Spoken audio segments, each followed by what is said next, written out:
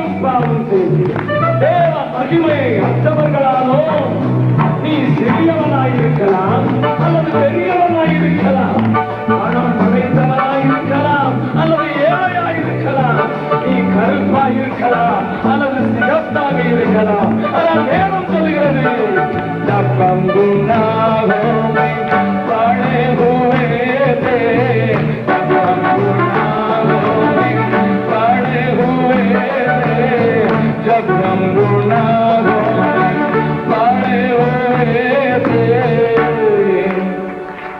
अद्भुत प्रेम दिखाया, दिखाने यीशु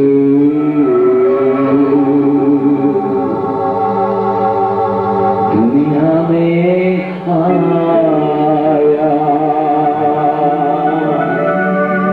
अद्भुत प्रेम दिखाया, दिखाने यीशु दुनिया में आया।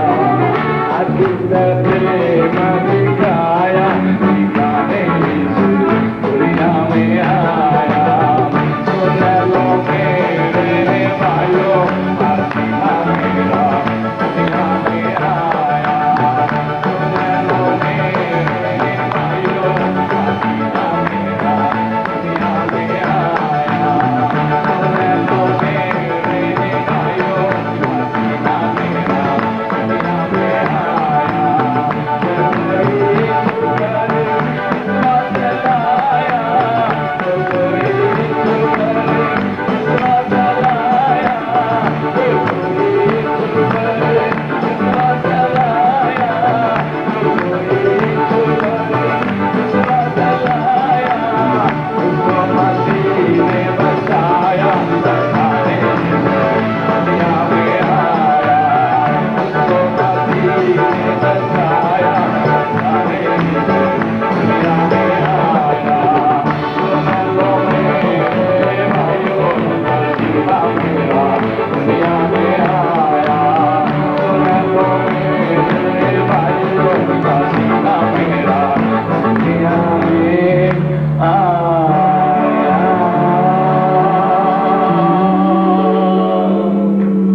கண்களை மூடி தேவ வார்த்தைக்கு நேராக நம்முடைய இருதயங்களை திருத்துவோம்.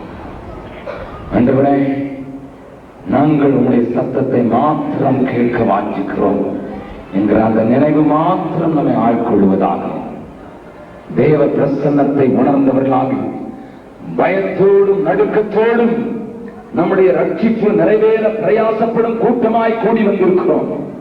ஆகையினால் அவருடைய பிரசன்னத்திலே தேவனுடைய வார்த்தைக்கு எதிர்நோக்கினவர்களாக எதிர்பார்ப்போடு கூட அவருடைய சன்னிதானத்திலே வரலாம். இயேசுவே உம்மை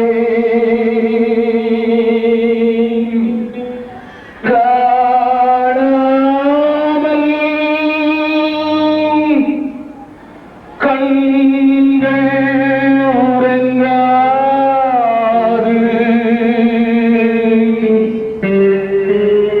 உந்தன் பேரை சொல்லாமல்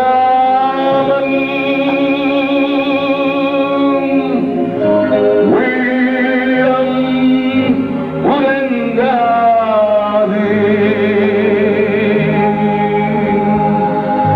கடலில் சென்று சேராமல்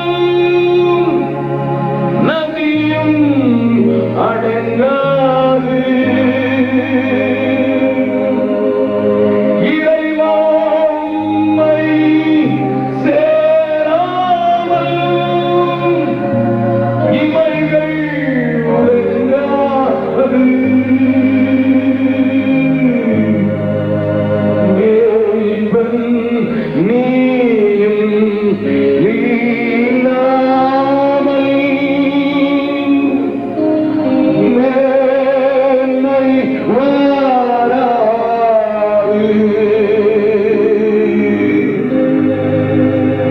மந்தைகள் பாடும் சோகங்கள் காதில் விழ வேண்டும். நல்ல மேய்ப்பன் நீரன்றோ, இந்த வர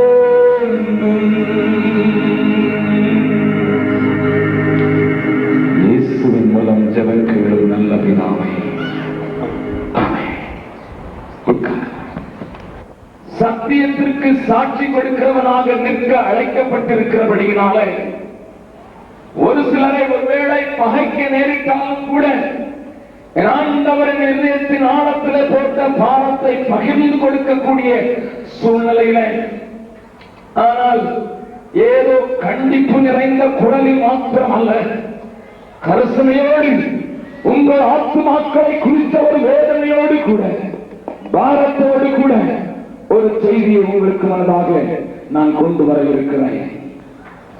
இந்த செய்தியை மிகுந்த பயத்தோடும் நடுக்கத்தோடும் தான் நான் உங்கள் மத்தியில் வைக்க விரும்புகிறேன்.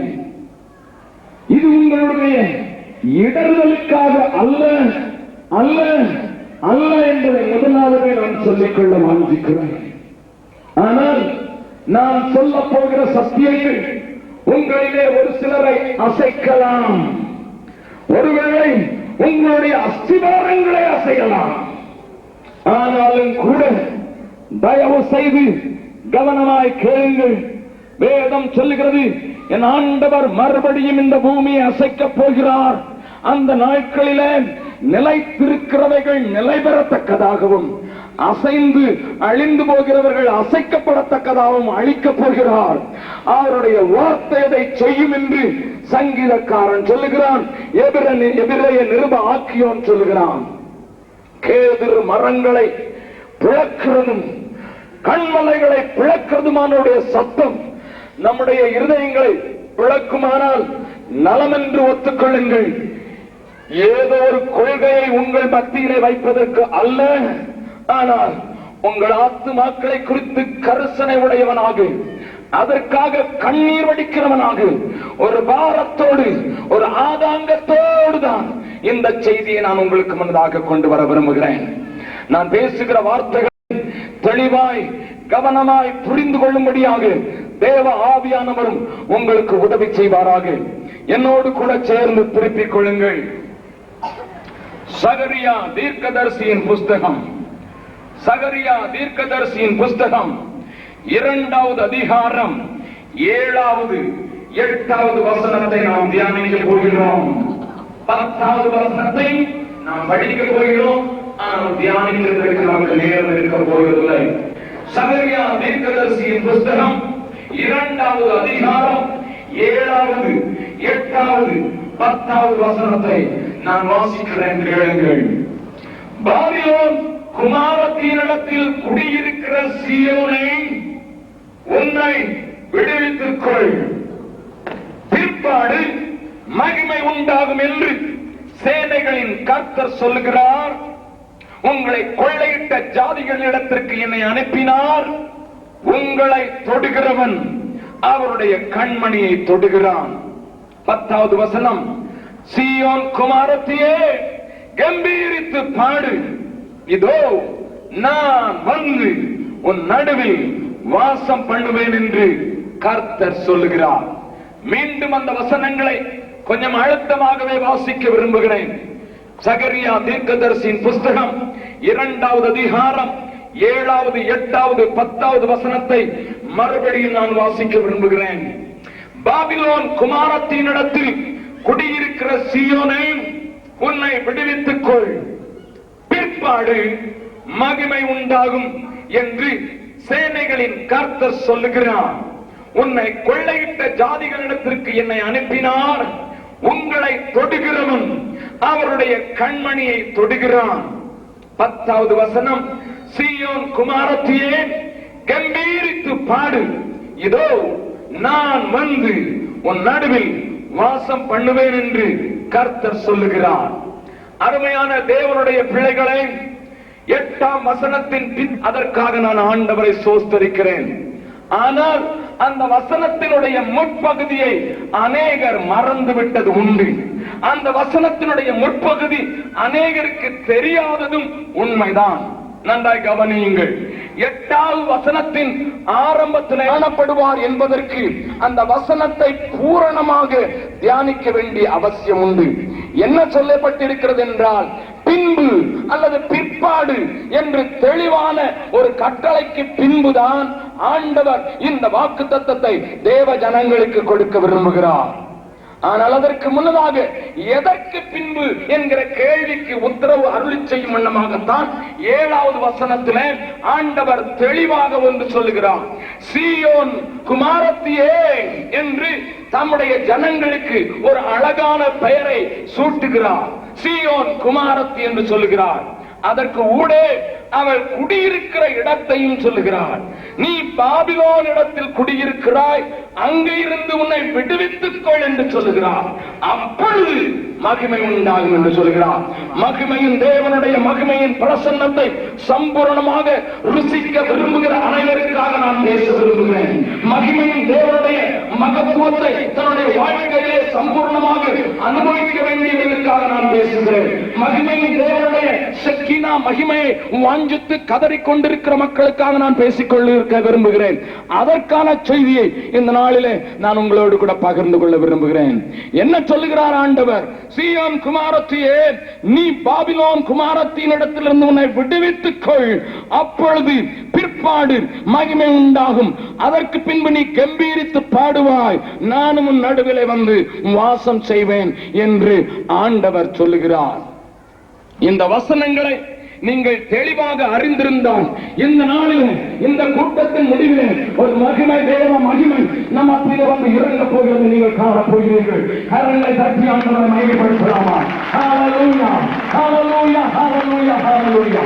ஆண்டவர் இந்த காரியத்தை இந்த நாளின் கடைசியிலே செய்ய போகிறார். அதற்கு ஆவலாய் காத்திருக்கிறவர்களாக செவி சாய்த்து இந்த செய்திக்கு செவி மடுக்கும்படியாக நான் உங்களை கேட்டுக் கொள்வேன். என்ன எழுதப்பட்டிருக்கிறது? பாபிலோன் குமாரத்தின் இடத்திலிருந்து சீயோனே நீ உன்னை விடுவித்துக் கொண்டிருந்தால் என்ன ஐயா அர்த்தம்? நன்றாய் கவனியுங்கள். இந்த பாபிலோனை குறித்த தெளிவா எனக்கும் என்ன சம்பந்தம் என்று நாம் பார்க்க போகிறோம். பின்னதாக இன்றைக்கு அந்த பாபிலோன் என்ன என்று பார்க்க போகிறோம். அன்றைக்கு அந்த பாபிலோன் என்ன என்பதை வேதத்தின் அடிப்படையிலே ஆராய போகிறோம். பின்னதாக அந்த பாபிலோனுக்கும் இன்றைக்கு நான் எனக்கும் என்ன சம்பந்தம் என்று பார்க்க போகிறோம். கடைசியாக இன்றைக்கு இருக்கிற பாபிலோன் எது, எதிலிருந்து ஆண்டவர் என்னை விடுவிக்க சொல்லுகிறார் என்பதை குறித்து தெளிவாய் திட்டமாய் தீர்க்கமாய் நான் உங்கள் மத்தியிலே பேச விரும்புகிறேன். சத்தியத்தை சொல்லுகிறதுனால் சத்ருவாக்குறதுனாலே நான் கவலைப்படுகிறவன் அல்ல. இந்த பாபிலோனை குறித்து உங்களுக்கு சரியான அறிவு இருக்க வேண்டும் என்பதற்காக தெளிவான சில சத்தியங்களை வேதத்தின் அடிப்படையில் நான் உங்களுக்கு சொல்ல விரும்புகிறேன். என்னோடு கூட சேர்ந்து நீங்கள் ஆதியாகமம் 11வது அதிகாரத்திற்கு திருப்பிக் கொண்டால் அங்கே சில காரியங்களை நீங்கள் கவனிக்கலாம். ஆதியாகமம் 11வது அதிகாரத்தில் ஒரு சம்பவத்தை ஆண்டவர் எழுதி வைத்திருக்கிறார். 1வது வசனத்தில் இப்படி எழுதப்பட்டிருக்கிறது: பூமி எங்கும் ஒரே பாஷையும் ஒரே விதமான பேச்சும் இருந்தது. ஜனங்கள் கிழக்கே இருந்து பிரயாணம் பண்ணுகையில் சினையார் தேசத்திலே சமபூமியை கண்டு அங்கே குடியிருந்தார்கள். இந்த சினையார் என்று சொல்லப்படுகிற இந்த தேசத்திலே தான் பின்னதாக ஆண்டவர் அதை பாபேலாக மாற்றினார் என்பதை ஆதியாகமம் 11வது அதிகாரத்தை வாசிக்கிறவர்களுக்கு விளங்கும். அங்கே என்ன நடக்கிறது? அவர்கள் எல்லாரும் சேர்ந்து நாம் இங்கே ஒன்று செய்வோம் என்று சொல்லுகிறார்கள். 4வது வசனத்தை நான் வாசிக்கிறேன். பின்னும் அவர்கள் நாம் பூமியின் மீதெங்கும் சிதறி போகாத படிக்கு நமக்கு ஒரு நகரத்தையும் வானத்தை அளவும் சிகரமுள்ள ஒரு கோபுரத்தையும் கட்டி நமக்கு பேர் உண்டாக பண்ணுவோம், வாருங்கள் என்று சொல்லிக் கொண்டார்கள். இங்கேதான் தகராறு ஒன்று ஆரம்பிக்கிறது. மக்கள் சினையார் தேசத்தில் குடிபெயர்ந்ததிலே ஒரு தவறும் இல்லை.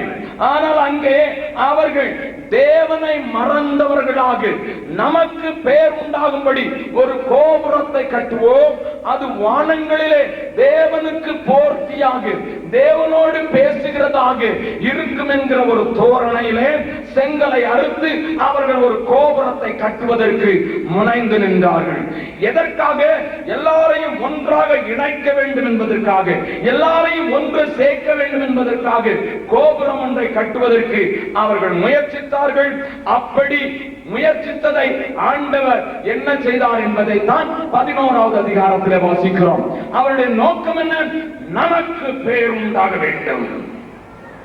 ஐயா, நன்றாய் அறிந்து கொள்ளுங்கள். எங்கெல்லாம் நான், நாங்கள், நமக்கு என்கிறவைகள், எனக்கு என்கிறவைகள் தோன்றுகிறதோ அங்கெல்லாம் சத்துருவனுடைய விதை ஆரம்பிக்கிறதை நீங்கள் அறிந்து கொள்ள வேண்டும். அன்றைக்கு வானமண்டலங்களில் இருந்த அந்த சத்ருவாகிய லூசிபர் என்கிற விடிவெளியின் மகன் தள்ளப்பட்டதற்கு ஒரே காரணம், நான் வானமண்டலங்களுக்குள் ஏறுவேன், நான் ஆண்டவருக்கு சமமாவேன், நான் எனக்கு என்று அந்த 2 வசனங்களிலே 5 தடவை எனக்கு நான் என்று the self, when it gets the domination, when it gets on the reins, there the trouble starts. இன்றைக்கு மனிதனுடைய வேதனை என்ன ஐயா? இன்றைக்கு மனிதனுடைய வேதனை என்ன? எங்கே பாவம் ஆரம்பிக்கிறது என்பதை நன்றாக பிரசங்கிமார்கள் சொல்லுவார்கள். நானும் உங்களுக்கு சொல்ல வாஞ்சிக்கிறேன். SIN, sin. அதாவது என்ன? பாவத்திற்கு ஆங்கில வார்த்தை SIN. நடுவில் இருப்பது என்ன? I. நீயும் நானும் நான், எனக்கு, என்னுடையது என்று நீ இருமாப்பாய் ஆக ஆக அது எந்த நன்மையான காரியமானாலும் அது பாவமாக மாறிவிடும். ஆனால் நீயும் நானும் என்றைக்கு நான் ஒன்றுமில்லை என்று சொல்லுகிறோமோ, அந்த ஐ ஒன்றுமில்லை என்று சொல்லுகிறதோ, SON சூன்யமாகிறதோ, அன்றைக்கு நீ புத்திரனாக மாறிவிடுகிறாய். ஹல்லேலூயா, ஹல்லேலூயா. That is the secret of Christian church today. இதுதான் ஐயா ரகசியம். ஆண்டவருடைய பிள்ளையாவதற்கு இதுதான் ரகசியம். SIN என்று சொல்லி நான், என்னுடைய, என் பெயர், என் குடும்பம், என் காரியம் என்று நீ உன்னையே சுற்றி வர ஆரம்பித்து விட்டால், உனக்கே பேர் உண்டாக பண்ண வேண்டுமானால் அங்கே பாவம் ஆரம்பிக்கிறது. என்றைக்கு உன்னை வெறுமையாக்குகிறாயோ அன்றைக்கு தேவனுக்கு புத்திரனாக நீயும் நானும் மாறி போகிறான். ஹல்லேலூயா, ஹல்லேலூயா, ஹல்லேலூயா. இதைத்தான் அங்கே பாபேலிலே முதலாவது செய்தார்கள். இந்த இடத்தில் தான் ஆண்டவர் சொல்லுகிறார், அப்பொழுது கர்த்தர், இதோ ஜனங்கள் ஒரே கூட்டமாயிருக்கிறார்கள், இப்பொழுதும் தாங்கள் செய்ய நினைத்தது ஒன்றும் தடைபட மாட்டாது என்றும் இருக்கிறார்கள். அடுத்த போர் பாருங்கள். மனிதன் சில நேரங்களில் நினைக்கிறான், நான் நினைக்கிறதெல்லாம் நடக்கும் என்று நினைக்கிறான். நமக்கு பேருண்டாக பண்ணுவோம் வாருங்கள் என்று சொன்னதோடு நிறுத்தவில்லை. என்ன நினைக்கிறானாம்? தேவன் இருதயங்களை ஆராய்ந்து பார்க்கிறவர். அவர் சொல்லுகிறார், நாங்கள் செய்ய நினைத்ததை ஒருவனும் தடுக்க முடியாது. We are the supreme people. போன மாதத்திலே 3 நாள் கூட்டங்களுக்காக டெல்லிக்கு போயிருந்தேன். டெல்லிக்கு போயிருக்கும் போது நாங்கள் 3 நண்பர்கள் காலையில நாங்கள் தங்கி இருந்த YMCA நாங்கள் காலை உணவு அருந்தி கொண்டிருந்தோம். எங்கள் மத்தியிலே ஒரு பெண் வந்து, இங்கிலாந்து நாட்டை சேர்ந்த ஒரு பெண்ணும் அவளும் அதே டேபிளிலே வந்து அவளும் காலை ஆகாரத்தை அருந்தி கொண்டிருந்தாள். என்னோடு கூட இருந்த நண்பர், அவர் மணிப்பூரை சேர்ந்தவர், இன்னொருவர் பெங்களூரை சேர்ந்தவர். மணிப்பூர் நண்பர் திடீரென்று அவளை பார்த்து பேச ஆரம்பித்தார். பேச ஆரம்பித்த அந்த சம்பாஷணை வளர்ந்தது. அப்பொழுது அந்த பெண்ணிடத்துல சில காரியங்களை பகிர்ந்து கொள்ளும்படியாக ஒரு சூழ்நிலை உருவாயிற்று. நாங்கள் 3 பேர் ஆண்டவருடைய ஊழியக்காரர்கள். அவள் ஒரு வாலிப பெண், இந்தியாவை சுற்றி பார்க்க வந்திருக்கிறார்.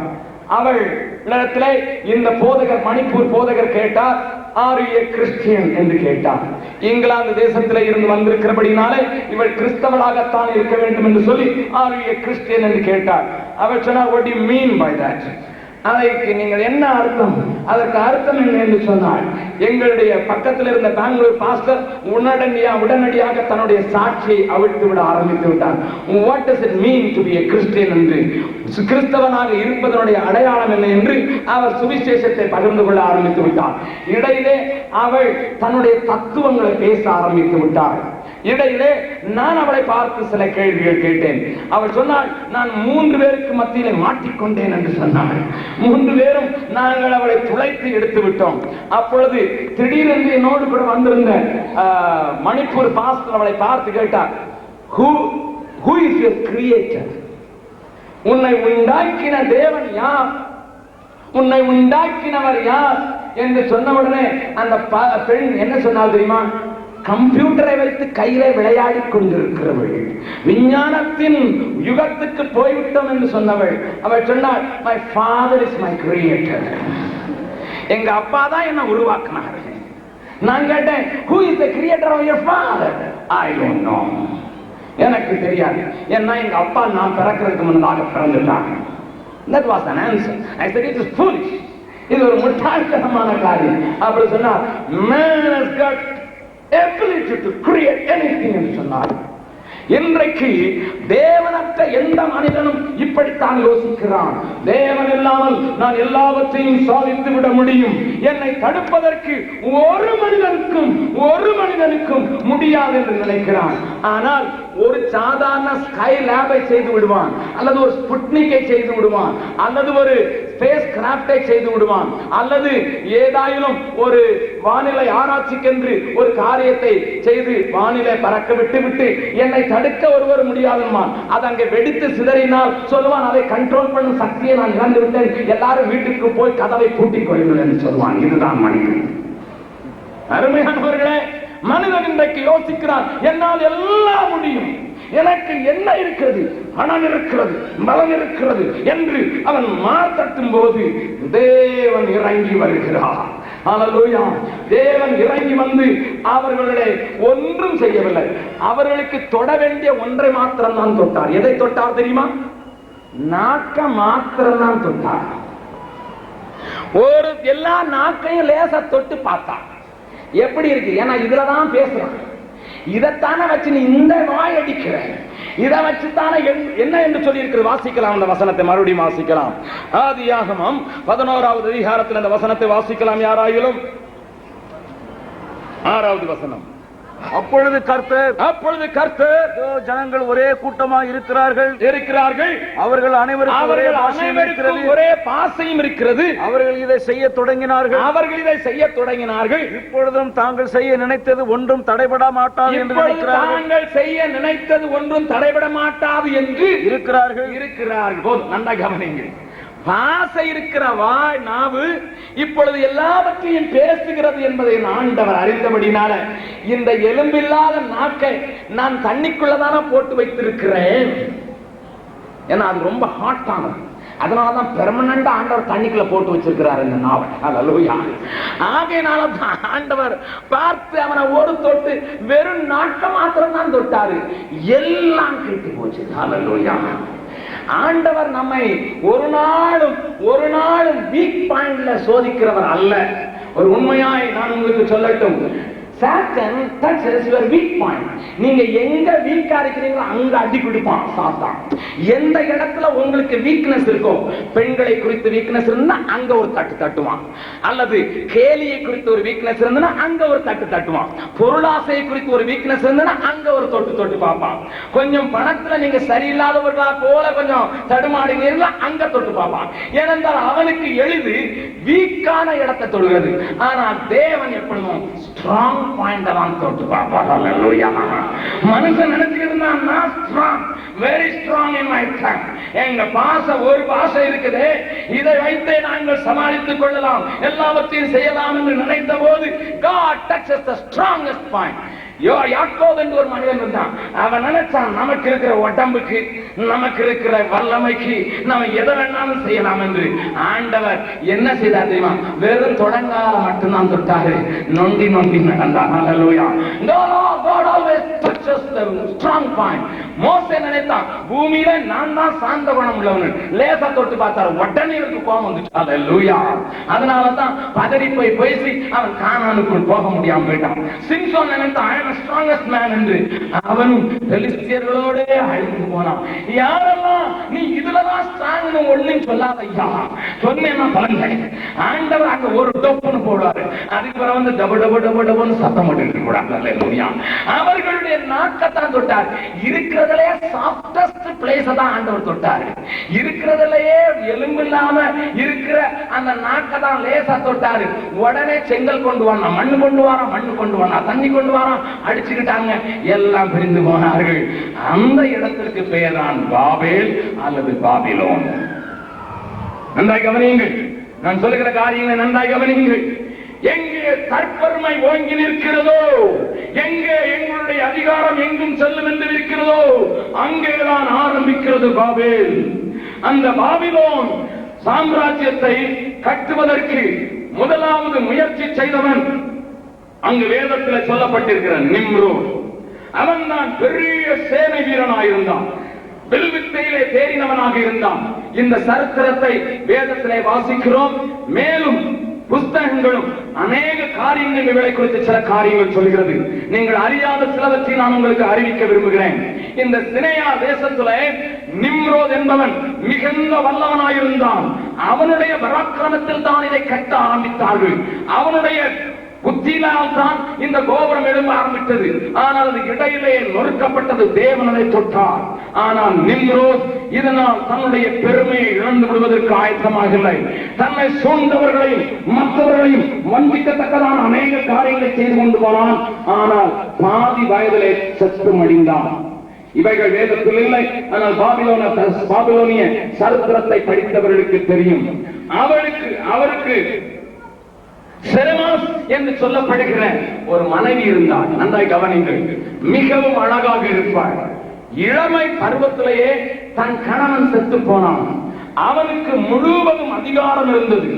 ராஜாக்கள் என்று ஒருவரும் இல்லாத நாட்களிலே ராஜாவை போல இருந்தான் பாபிலோனிலே.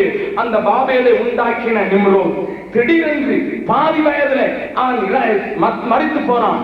அழகானவள், இளம்பெண் ஆகையினாலே தன்னுடைய கரத்திலேயே இந்த ராஜ்யம் இருக்க வேண்டும் என்று அவள் வாஞ்சித்தாள்.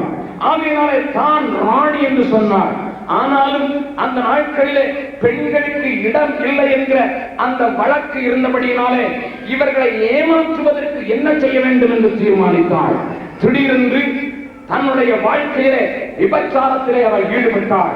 விபச்சாரத்தின் நிமித்தமாக அவளுக்கு ஒரு ஆண் குழந்தை பிறந்தது. அந்த ஆண் குழந்தை கையில ஏந்தி நின்று எல்லா மக்களுக்கு முன்னதாக நின்று என்ன சொன்னாள்? நிம்ரோத் மறுபடியும் பிறந்திருக்கிறான். அவளை ஏந்துகிற தாயாகிய என்னையும் அவனையும் வணங்க வேண்டும் என்று சொல்லி அவள் தன்னுடைய மக்களுக்கு அறிவுரை கொடுத்தாள். அவளுக்கு ஒத்தாசை செய்தவர்கள் ஜனங்களை ஏறிவிட்டார்கள்.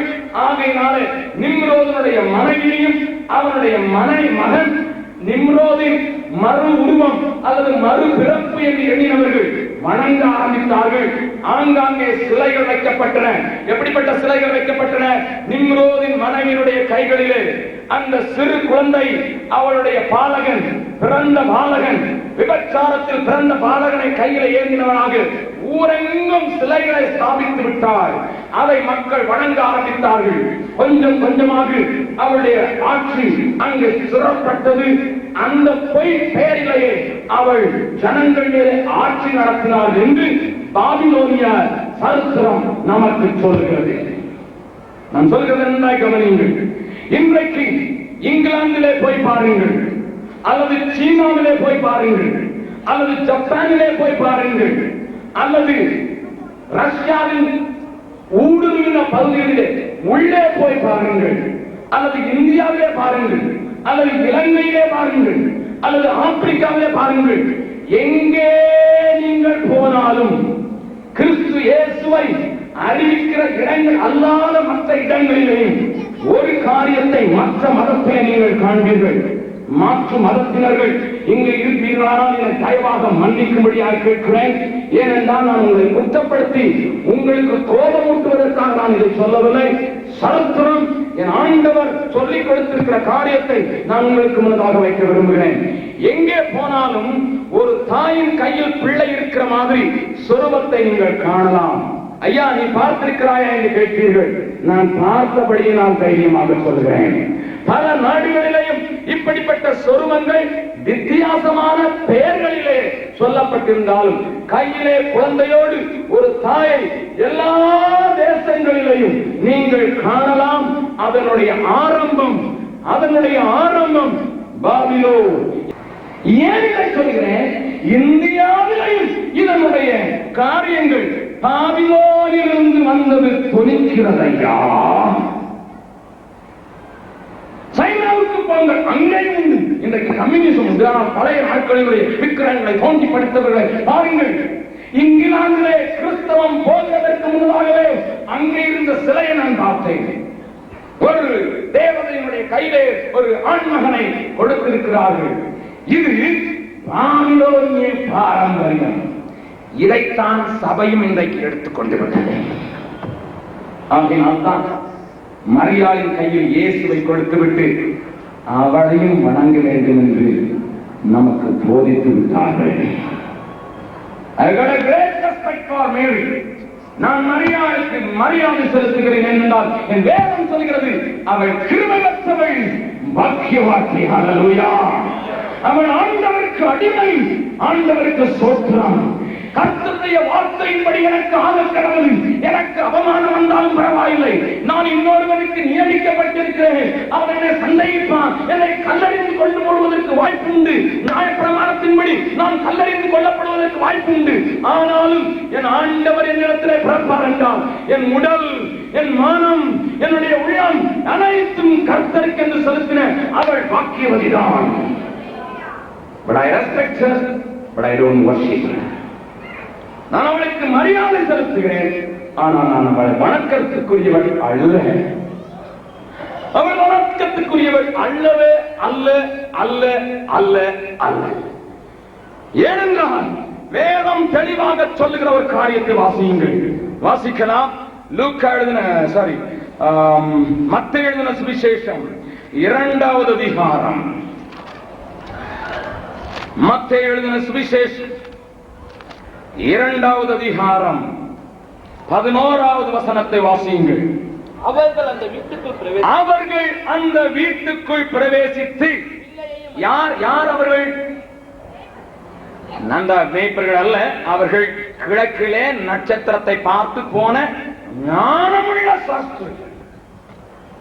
சாஸ்திரிகள் என்ன செய்தார்கள் என்பதை சொல்கிறேன். என் தேவ ஜனமே, நீ வேதத்தை அறியாதபடினாலே நீ அலங்கரிக்கப்படக்கூடாது என்பதற்காக திட்டமாக நான் பேச விரும்புகிறேன். வேதம் சொல்லுகிறதை பாருங்கள். 10வது வசனத்தில் சொல்லப்பட்டிருக்கிறது, அவர்கள் அந்த நட்சத்திரத்தை கண்டபோது மிகுந்த ஆனந்த சந்தோஷம் அடைந்தார்கள். வாசிங்கள் 11வது வசனத்தை. அவர்கள் அந்த வீட்டுக்குள் பிரவேசித்து பிள்ளையையும் அதன் தாயாகிய மரியாளையும் கண்டு. நன்றாய் கவனிங்கள் ஐயா, அங்க இருக்கிறது யார்? அங்க இருக்கிறது யார்? வீட்டுக்குள்ளே சொல்லுங்க. பிள்ளையையும் அதன் தாயாகிய மரியாளையும் கண்டார்கள். சாஷ்டாங்கமாய் விழுந்து அவர்களை தானே போட்டிருக்க வேண்டும், அவர்கள் என்றுதானே போட்டிருக்க வேண்டும். உள்ளே இருந்தது தாயும் பிள்ளையும். வேதத்திலே கிராமர் மிஸ்டேக் இல்லை ஐயா, இல்லை. வேதத்திலே ஒரு காலத்திலேயும் ஆண்டவர் இலக்கண பிழை விட்டது இல்லை. ஆண்டவர் சொல்லும்போது சொன்னார், ஒரு உறுப்பாயிலும் அழிந்து போவதில்லை.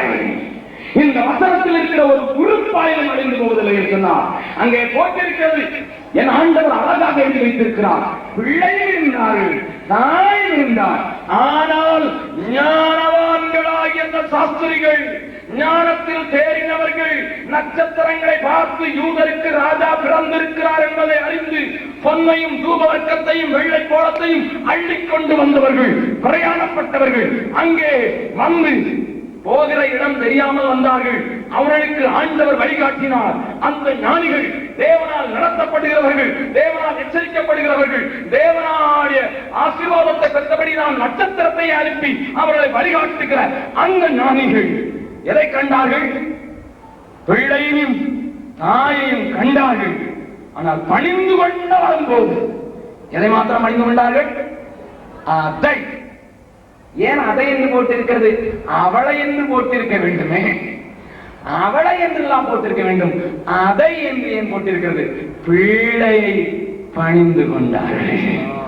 பணிந்து கொள்வதற்கு என் இயேசுவும் அவருடைய தாயாகிய மரியாளும் ஒன்றாய் இருந்தாலும் பணிந்து கொள்வதற்கு உரியவர் என் ஆண்டவர் மாத்திரமே. ஹல்லேலூயா, ஹல்லேலூயா, ஹல்லேலூயா, ஹல்லேலூயா, ஹல்லேலூயா, ஹல்லேலூயா, ஹல்லேலூயா. அருமையான தேவனுடைய பிள்ளைகளே, அப்போ ஞானிகளாய் இருந்தால் எதைத்தான் பணிந்து கொள்வார்கள்? பிள்ளையை மாத்திரம் பணிந்து கொள்வார்கள். அப்ப ரெண்டையும் பணிந்து கொண்டால் என்ன அர்த்தம்?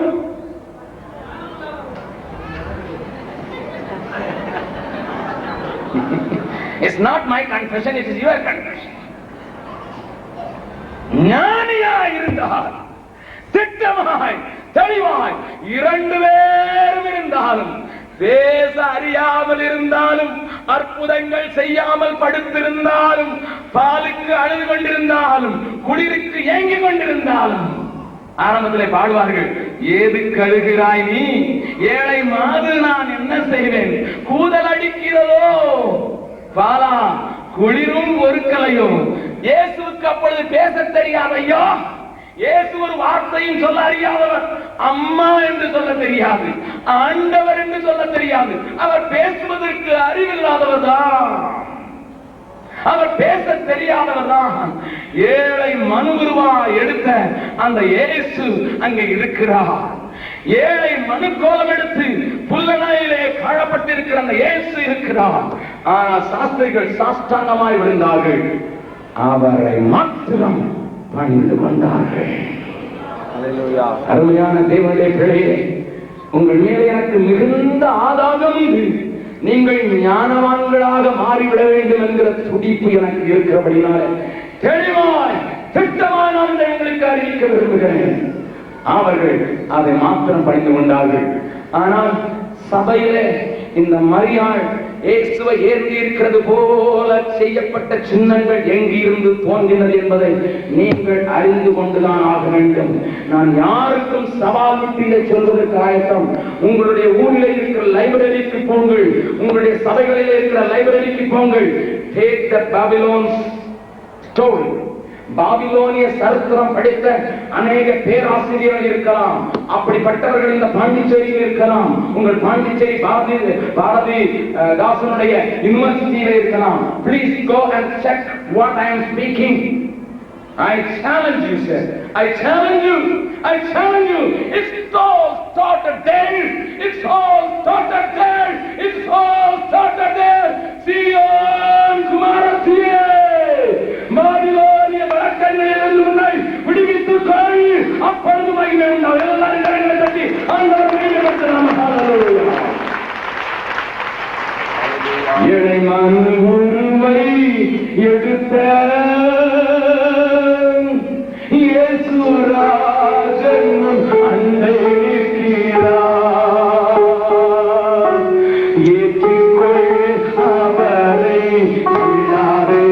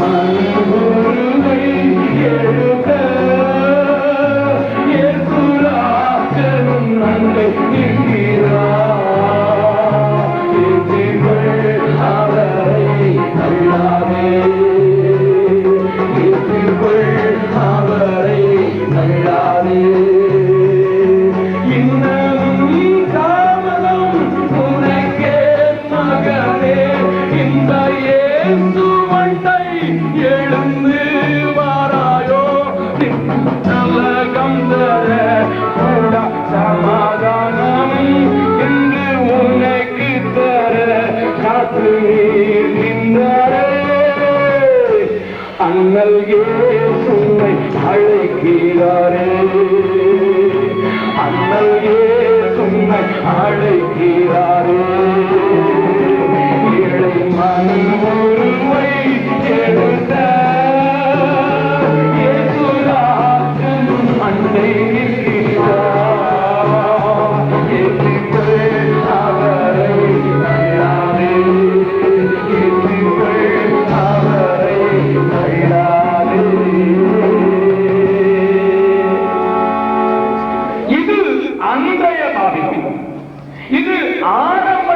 பாபிலோன். இங்கே இருந்து அனைத்தும் எழும்பினதை நீங்கள் காணலாம். நேரம் இல்லாததனால் இந்த ஒரு காரியத்தை மாத்திரம் சொல்லியிருக்கிறேன். இன்னும் ஏராளமான காரியங்கள் அதை குறித்து உண்டு. சரித்திரத்தை படிக்க வேண்டும் என்று சொன்னால் அதற்கான சில புஸ்தகங்கள் உண்டு.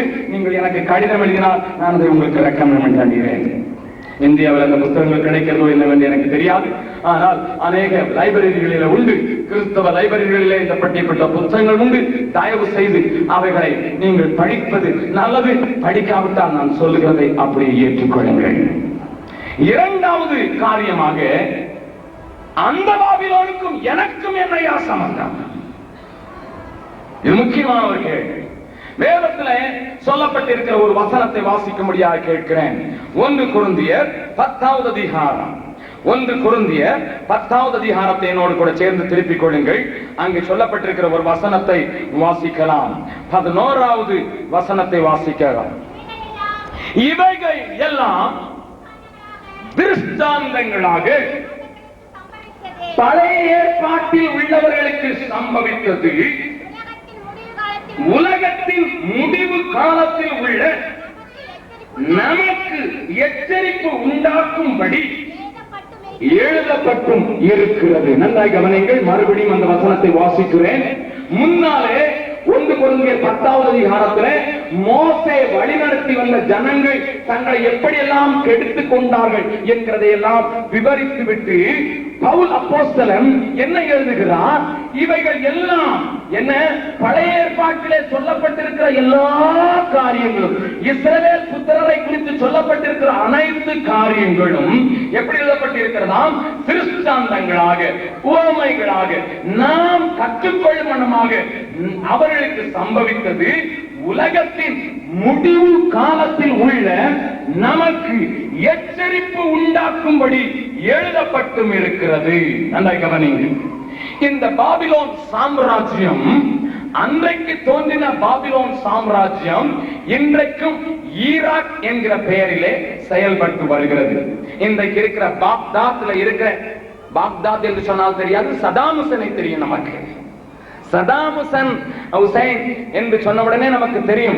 மீண்டும் 7 ஆண்டுகளுக்கு ஜனாதிபதியாக மாற்றப்பட்டிருக்க அந்த பாக்தாத்தில், அந்த பகுதிகளில் தான் அந்த பாபிலோன் இருந்ததாக சரித்திர ஆசிரியர்கள் சொல்லுகிறார்கள். ஆனால் என்னுடைய கணக்கின்படியையும் வேதத்தின் கணக்கின்படியையும் மற்ற சரித்திர ஆசிரியர்கள், வேதத்தை ஆராய்ந்த சரித்திர ஆசிரியர்களின் கணக்கின்படியையும் அந்த பிராந்தியத்தில் இருந்ததை வழிய பாக்தாத்தில் இல்லை என்று சொல்கிறார்கள். அதற்கு நான் உங்களுக்கு அடையாளம் காட்டிக் கொடுக்க விரும்புகிறேன். இந்த பாபிலோன் ஒரு நாளில பெரிய சாம்ராஜ்யமாக மாறி உலகத்தையே அசைக்கத்தக்கதாக மாறிவிட்டது. அது நேபுகாத் நேச்சார் என்கிற ராஜாவின் காலத்திலே நடந்தது என்பதை வேதம் நமக்கு சொல்கிறது. சரித்திரங்களை அறிந்தவர்கள் சொல்வார்கள். தானியேல் புத்தகத்திலே அந்த நேபுகாத் நேச்சார் ஒரு பெரிய சிலையை கண்டான். அந்த சிலை தலை பொன்னியாக இருந்தது, அதனுடைய புயங்கள் வெள்ளியா இருந்தது.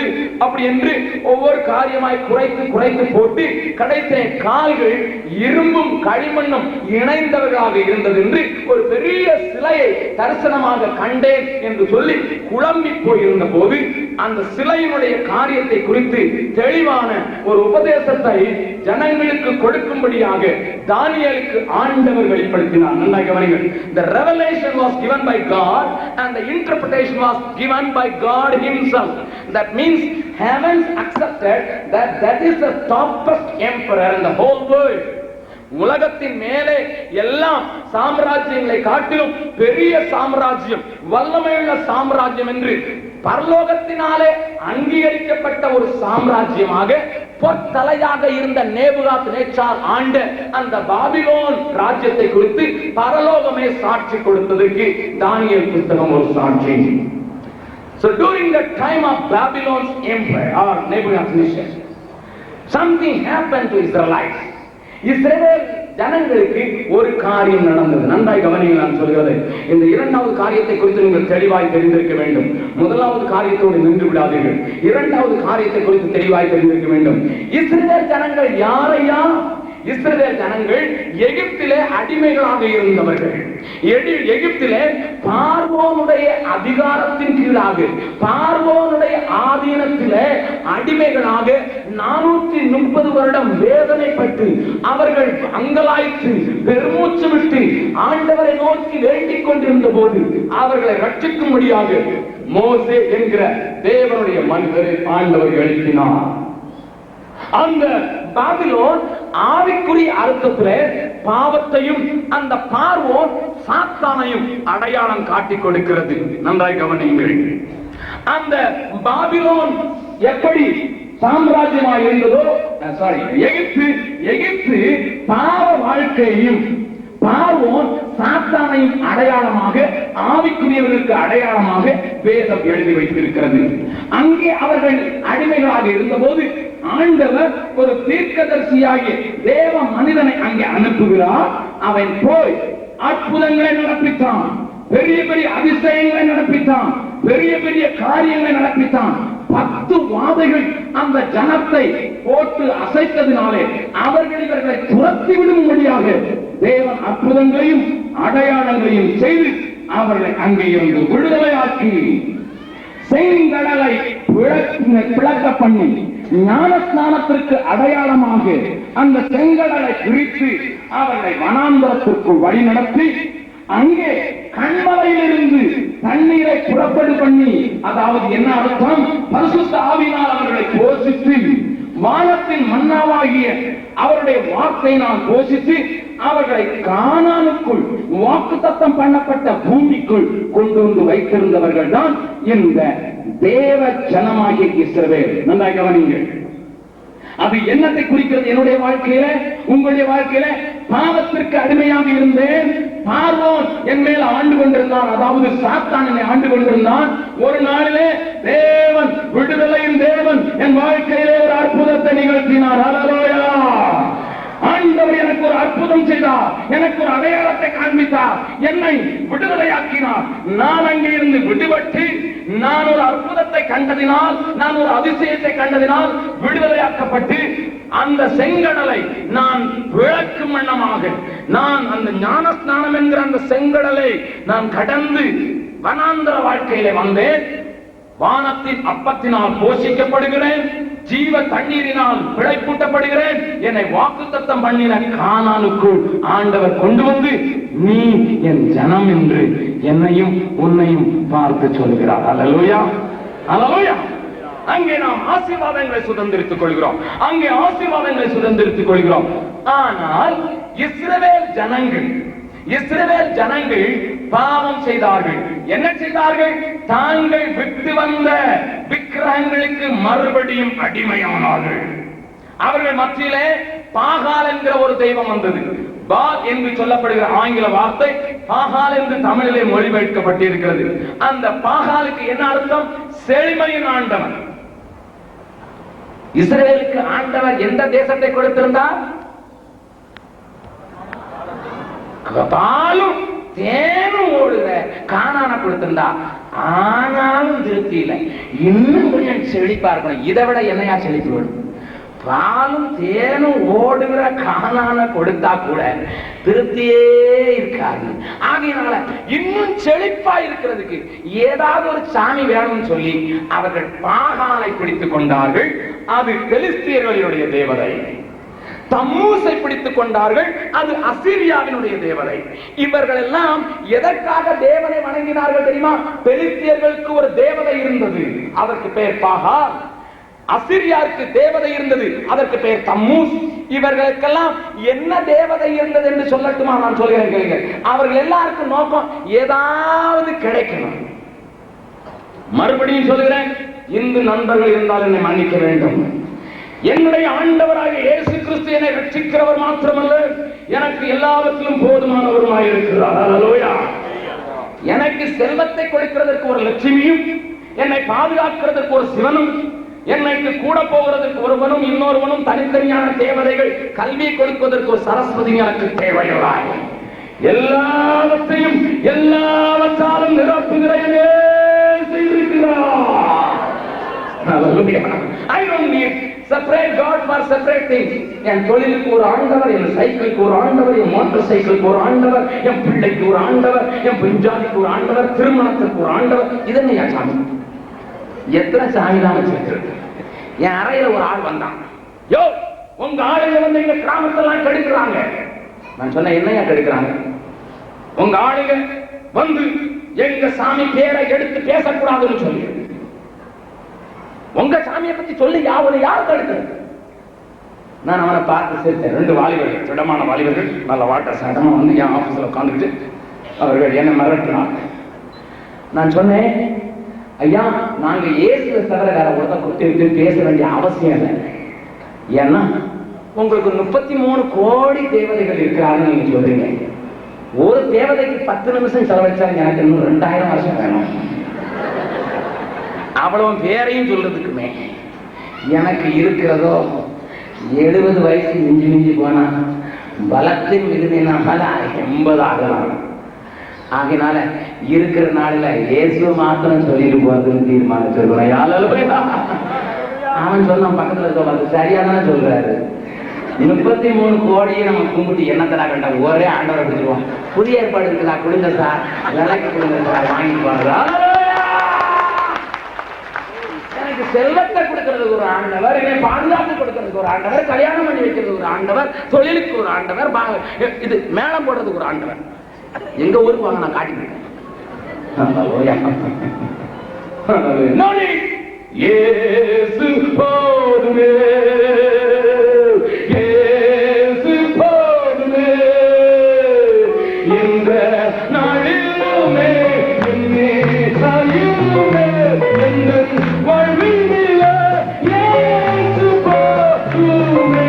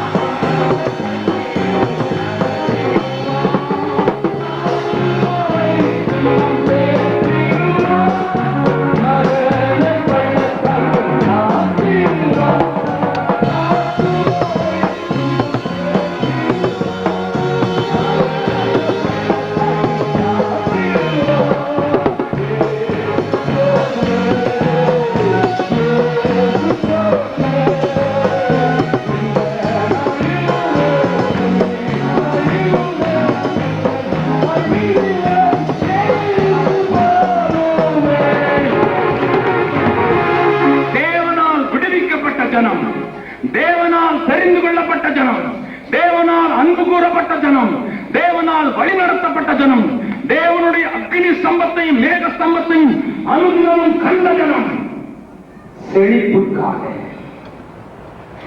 இன்னமும் வேண்டும் என்கிற பொருளாசை நிமித்தமாக பாகாலருக்கு தம்மூசுகளுக்கு தங்கள் வெற்றி போட்டார்கள். I know there are so many Christians today. இன்றைக்கும் அநேக கிறிஸ்தவ பேரை தரித்திருக்கிறவர்கள் உண்டு. பொருள் இன்னும் சேர வேண்டும் என்பதற்காக நீ சில பூஜாரிகளிடத்தில் போவது உண்மை. உன்னுடைய செல்வாக்கு பெருக வேண்டும் என்பதற்காக சில மந்திரவாதிகளை நாடினது உண்மை. இப்படித்தான் இஸ்ரவேல் ஜனங்களும் தங்களை கெடுத்துக் கொண்டார்கள். தேவன் தீர்க்கதரிசிகளை அனுப்பினார், தீர்க்கதரிசிகளை அனுப்பினார், தேவ மனிதர்களை அனுப்பினார். என்னை விட்டுவிட்டு தண்ணீர் நிற்காத தொட்டிகளை உங்களுக்கு உண்டாக்கி கொண்டிருக்கிறீர்களே, திரும்புங்கள். சீர்கெட்ட ஜனமே, திரும்புங்கள். இஸ்ரவேலே, உனக்கு நீ கேடு உண்டாக்கி கொண்டாய். ஆனாலும் ஆனாலும் ஆனாலும் உனக்கு சகாயம் பண்ண நான் தீவிருக்கிறேன். உனக்கு என்னிடத்திலே இடம் உண்டு என்று அங்கலாய்த்தார் ஆண்டவர். ஆனால் இஸ்ரவேல் ஜனம் காது கொடுக்க மாட்டேன் என்று விட்டது. ஆகையினால் அவர்களை மீண்டும் எகிப்துக்கு அனுப்பவில்லை, பாபிலோனுக்கு அடிமையாக்கினார். Listen to me carefully. இயேசு இவர்கள் பாவம் செய்த போது, பாவத்திலிருந்து விடுதலையாக்கப்பட்டவர்கள் தான். அவர்கள் பாவம் செய்த போது, பாவத்திலிருந்து விடுதலையாக்கப்பட்ட அவர்கள் மீண்டும் பாவம் செய்த போது எகிப்துக்கு அனுப்பவில்லை, பாபிலோனுக்கு சிறையாக கொண்டு போகப்பட்டார்கள்.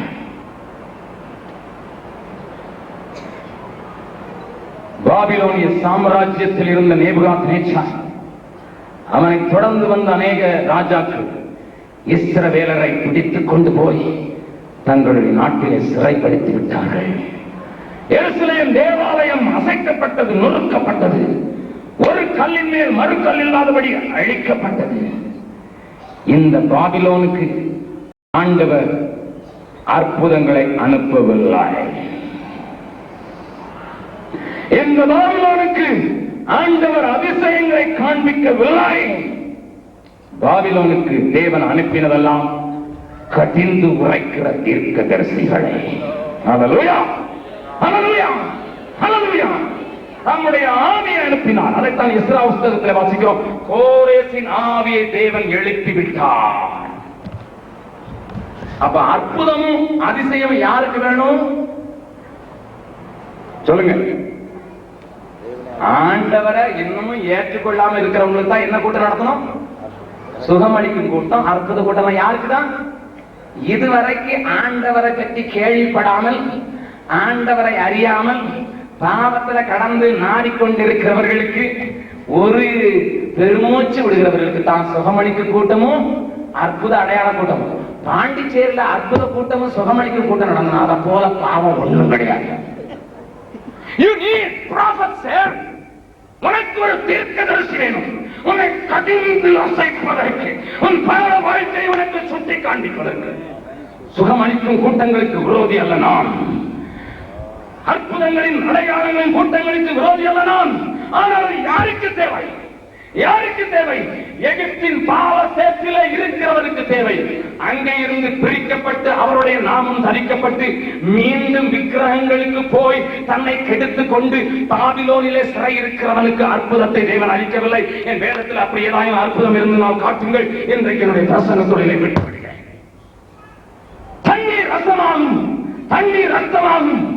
தண்ணீரை கொண்டும் தவளையை கொண்டும் தலைச்சங்களை அடித்தும் என் ஆண்டவர் அற்புதங்களை நடத்தினவர். பாபிலோனில் ஒரு அற்புதம் என்று நடத்தவில்லை. அங்கே அவர் செய்ததெல்லாம் என் ஆவியினாலே ஆகும். He sent forth his power and the spirit of God. தேவ ஆவியை ஊற்றி ஜனங்களுடைய இருதயத்தை ஆயத்தப்படுத்துகிற ஆவியானவருடைய பெருமழை மாத்திரம் தான் பாபிலோனுக்கு தேவை. அல்லேலூயா. அதனாலதான் இங்க எழுத்துனர் கூட்டு நடக்கிற சுகமளிக்கு கூட்டாங்க. அதனால தயவு செய்து கல்வரிக்கு கைவரிக்குன்னு சொல்லி ஜோபுறாங்க. நீங்களே ஜோம் பண்ணிக்கொள்ளுங்க. அல்லேலூயா. ஆண்டவர் சுகமாக்க மாட்டான்னு சொல்லல. நான் பேசும்போதே நீங்க சுகமாக்கி கொள்ளுங்க. அல்லேலூயா. என்கிட்ட வந்து இங்க வலிக்கிறதா அங்க வலிக்க எனக்கு கொஞ்சம் கஷ்டமா இருக்கு. அதற்கு நான் வரவில்லை, அதற்குரியவர்கள் அதை செய்யட்டும். உன்னுடைய சுற்றி காட்டி உன்னுடைய காரியங்களை தெளிவுபடுத்தி தேவனுக்கு நேராக நீ எங்கே இருந்து விழுந்து போனாயோ அந்த இடத்துல தூக்கி நிறுத்தும்படியாகத்தான் தேவன் என்னை இருக்கிறார். அதற்காக அற்புதங்களை விசுவாசிக்கிறவன் இல்லை என்று நான் சொல்ல மாட்டேன். அற்புதங்கள் இன்றைக்கு உங்களுக்கு நடந்து கொண்டே இருக்கிறது. உங்களுடைய பிரார்த்தனை, அது உங்களுடைய பிள்ளையின் சொத்து. நீ பிள்ளையானால் அது உனக்கு தானாக நடந்தாக வேண்டும். பற்றுக்கொள்வாயாக. அருமையான தேவனுடைய பிள்ளை, பாபிலோன் வாழ்க்கையிலே ஆண்டவர் அனுப்பி தந்ததெல்லாம் தீர்க்கதரிசிகள் தான். அவர்களை கண்டித்து உணர்த்துகிறவர்கள் தான். ஒரு நாளிலே தேவ ஆவியானவர் கோரேசினுடைய வாழ்க்கையிலே அசைவாடின போது அவன் சொன்னான், போகிறவரெல்லாம் போங்கள், தேவன் என்னை அதற்காகத்தான் விடுதலையாக்க முடியாது அழைத்திருக்கிறார் என்று சொன்னார். அவர்கள் திரும்பி எருசலேமுக்கு வந்தார்கள். அருமையானவர்களே, என்ன பாடத்தை ஆண்டவர் இங்கே சொல்லிக் கொடுக்க விரும்புகிறார்?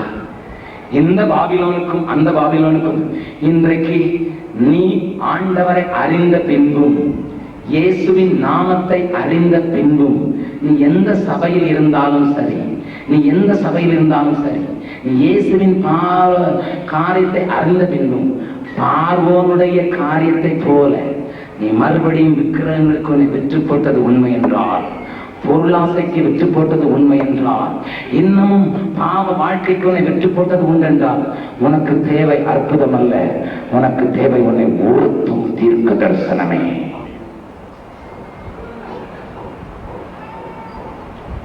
இந்த சீயோன் குமாரத்தி கண்ணீர் விடுகிறாள், கதறுகிறாள். வாசிக்கலாம், ஒரு சங்கீதத்தை வாசிக்கலாம். சங்கீதம் 137 முதலாவது வசனத்தை வாசிக்கலாம். பாபிலோன் ஆறுகள் அருகே நாங்கள் உட்கார்ந்து அங்கே சீயோனை நினைத்து அழுதோம். அடுத்த அதன் நடுவில் இருக்கும் அலரி செடிகளின் மேல் எங்கள் கிண்ணறங்களை தூக்கி வைத்தோம். எங்களை சிறைப்பிடித்தவர்கள் அங்கே எங்கள் பாடல்களையும் எங்களை பாழாக்கினவர்கள் மங்கள கீதத்தையும் விரும்பி சீயோனின் பாட்டுகளில் சிலதை எங்களுக்கு பாடுங்கள் என்று சொன்னார்கள். கர்த்தரின் பாட்டை அந்நிய தேசத்திலே, சிறையிருப்பிலே, விடுதலை இல்லாத ஜீவியத்திலே, அடிமையின் வாழ்க்கையிலே கர்த்தரின் பாட்டை நாங்கள் பாடுவது எப்படி? அழுகிறார்கள். பாபிலோன்ல சொல்றாங்க, எப்பா எனக்கு உங்க பாட்டு ரொம்ப இஷ்டம்ப்பா, கொஞ்சம் எல்லா இயேசுவே பாட. அவர் சொல்றாரு, எல்லா இயேசு எங்க இருக்கிறாரு? எல்லாத்துலயும் வேற தானே இருக்கு இயேசுவை தவிர. கொஞ்சம் தந்தானே துதிப்போமே பாடு, எங்க தந்திருக்கிறாரு அவரை போய் துதிக்கிறதுக்கு? திடீர்னு யாராவது வந்து கேட்கிறாங்க, எப்பா கொஞ்சம் இந்த பாட்டு பாடி, எனக்கு ரொம்ப பழைய பாட்டுப்பா, கொஞ்சம் பாடி காட்டேன். சிறை பிடிக்கப்பட்டிருக்கிற மனுஷன் எங்க ஐயா பாட முடியும்? விடுதலை இல்லாத மனிதன் எங்கையா பாட முடியும்? விடுதலை இல்லாமல் அழுகிறார்கள். கிட்டார் எல்லாம் தூக்கி செடி மேல வச்சுட்டான். கிண்ணறங்கள் எல்லாம் மேல போயிட்டு கிட்டார் அடிச்சா வேற, இப்ப வேற ஒண்ணுதான் வருது. அடிச்சா கூட கிறிஸ்தவ பாட்டு வர மாட்டேங்குது, வேற பாட்டு வருது.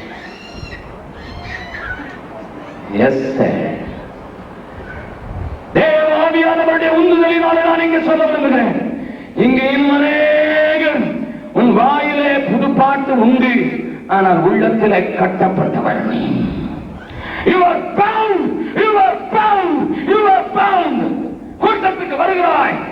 ஃபாதர் பெர்க்மன்ஸ் ஒரு பாட்டை எடுத்து விடுதலை நாயகன் வணக்கம் உடனே ஒரு ஆட்டம் வந்துருது. வீட்டுக்கு போனோன்னு அவர் பாடினார், அவர் பாடிட்டு போறாரு. அவர் பாடி பாடி மகிழ்வேன், ஓடி ஓடி அழிவேன், அவர் ஓடி ஸ்டேஜை முடிச்சுட்டு போயிட்டாரு. அதுக்கு வீட்டுல போய் நீ ஓடுற எதுக்கு தெரியுமா? சண்டை போடுறதுக்கு. ஏன்னா உனக்கு அங்க விடுதலையே கிடையாது. ஆனா நீ பாடின, கூட்டத்துல பாடின உண்மைதான் அல்லவா? Yes yes sir. இங்க இருக்கிற அநேகருடைய நிலைமை அது என்பதை தேவாவியானவர் எனக்கு உணர்த்துகிறார். பாபிலோனிலே நீ வாழ்ந்து கொண்டிருக்கிறார், பாவத்திலே சிந்தரித்துக் கொண்டிருக்கிறார். இன்றைக்கு இந்த ஜெகத்மா கொஞ்சம் நல்லா மற்றவங்க கொஞ்சம் கிண்டல் அடிப்பார், அதனால வந்தேன்னு வந்தவர் உண்டு. நான் உனக்கு சொல்றேன், நான் உனக்கு சொல்றேன், தற்செயலாக வரவில்லை.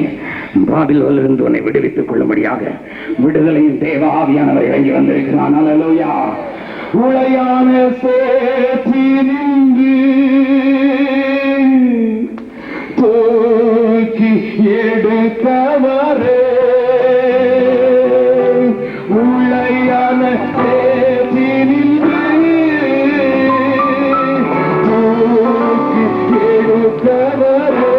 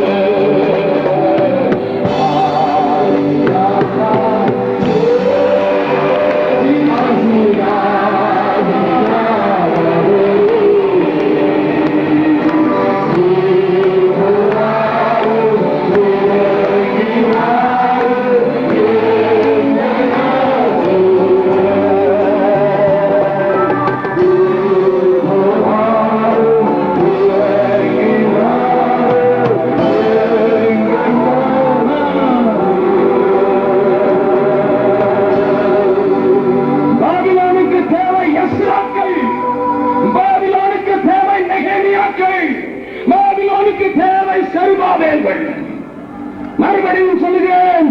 பாபேலுக்கு, பாபிலோனில் இருந்து ஜனத்தை விடுதலையாக்குவதற்கு ஆண்டவருக்கு தேவையானவர்கள் எஸ்ராக்கள், ஆண்டவருக்கு தேவையானவர்கள் நெகேமியாக்கள், ஆண்டவருக்கு தேவையானவர்கள் செருபாபேல்கள், ஆண்டவருக்கு தேவையானவர்கள் தீர்க்க தரிசனம் சொல்லி புடப்படுத்துகிற சகரியாக்கள்.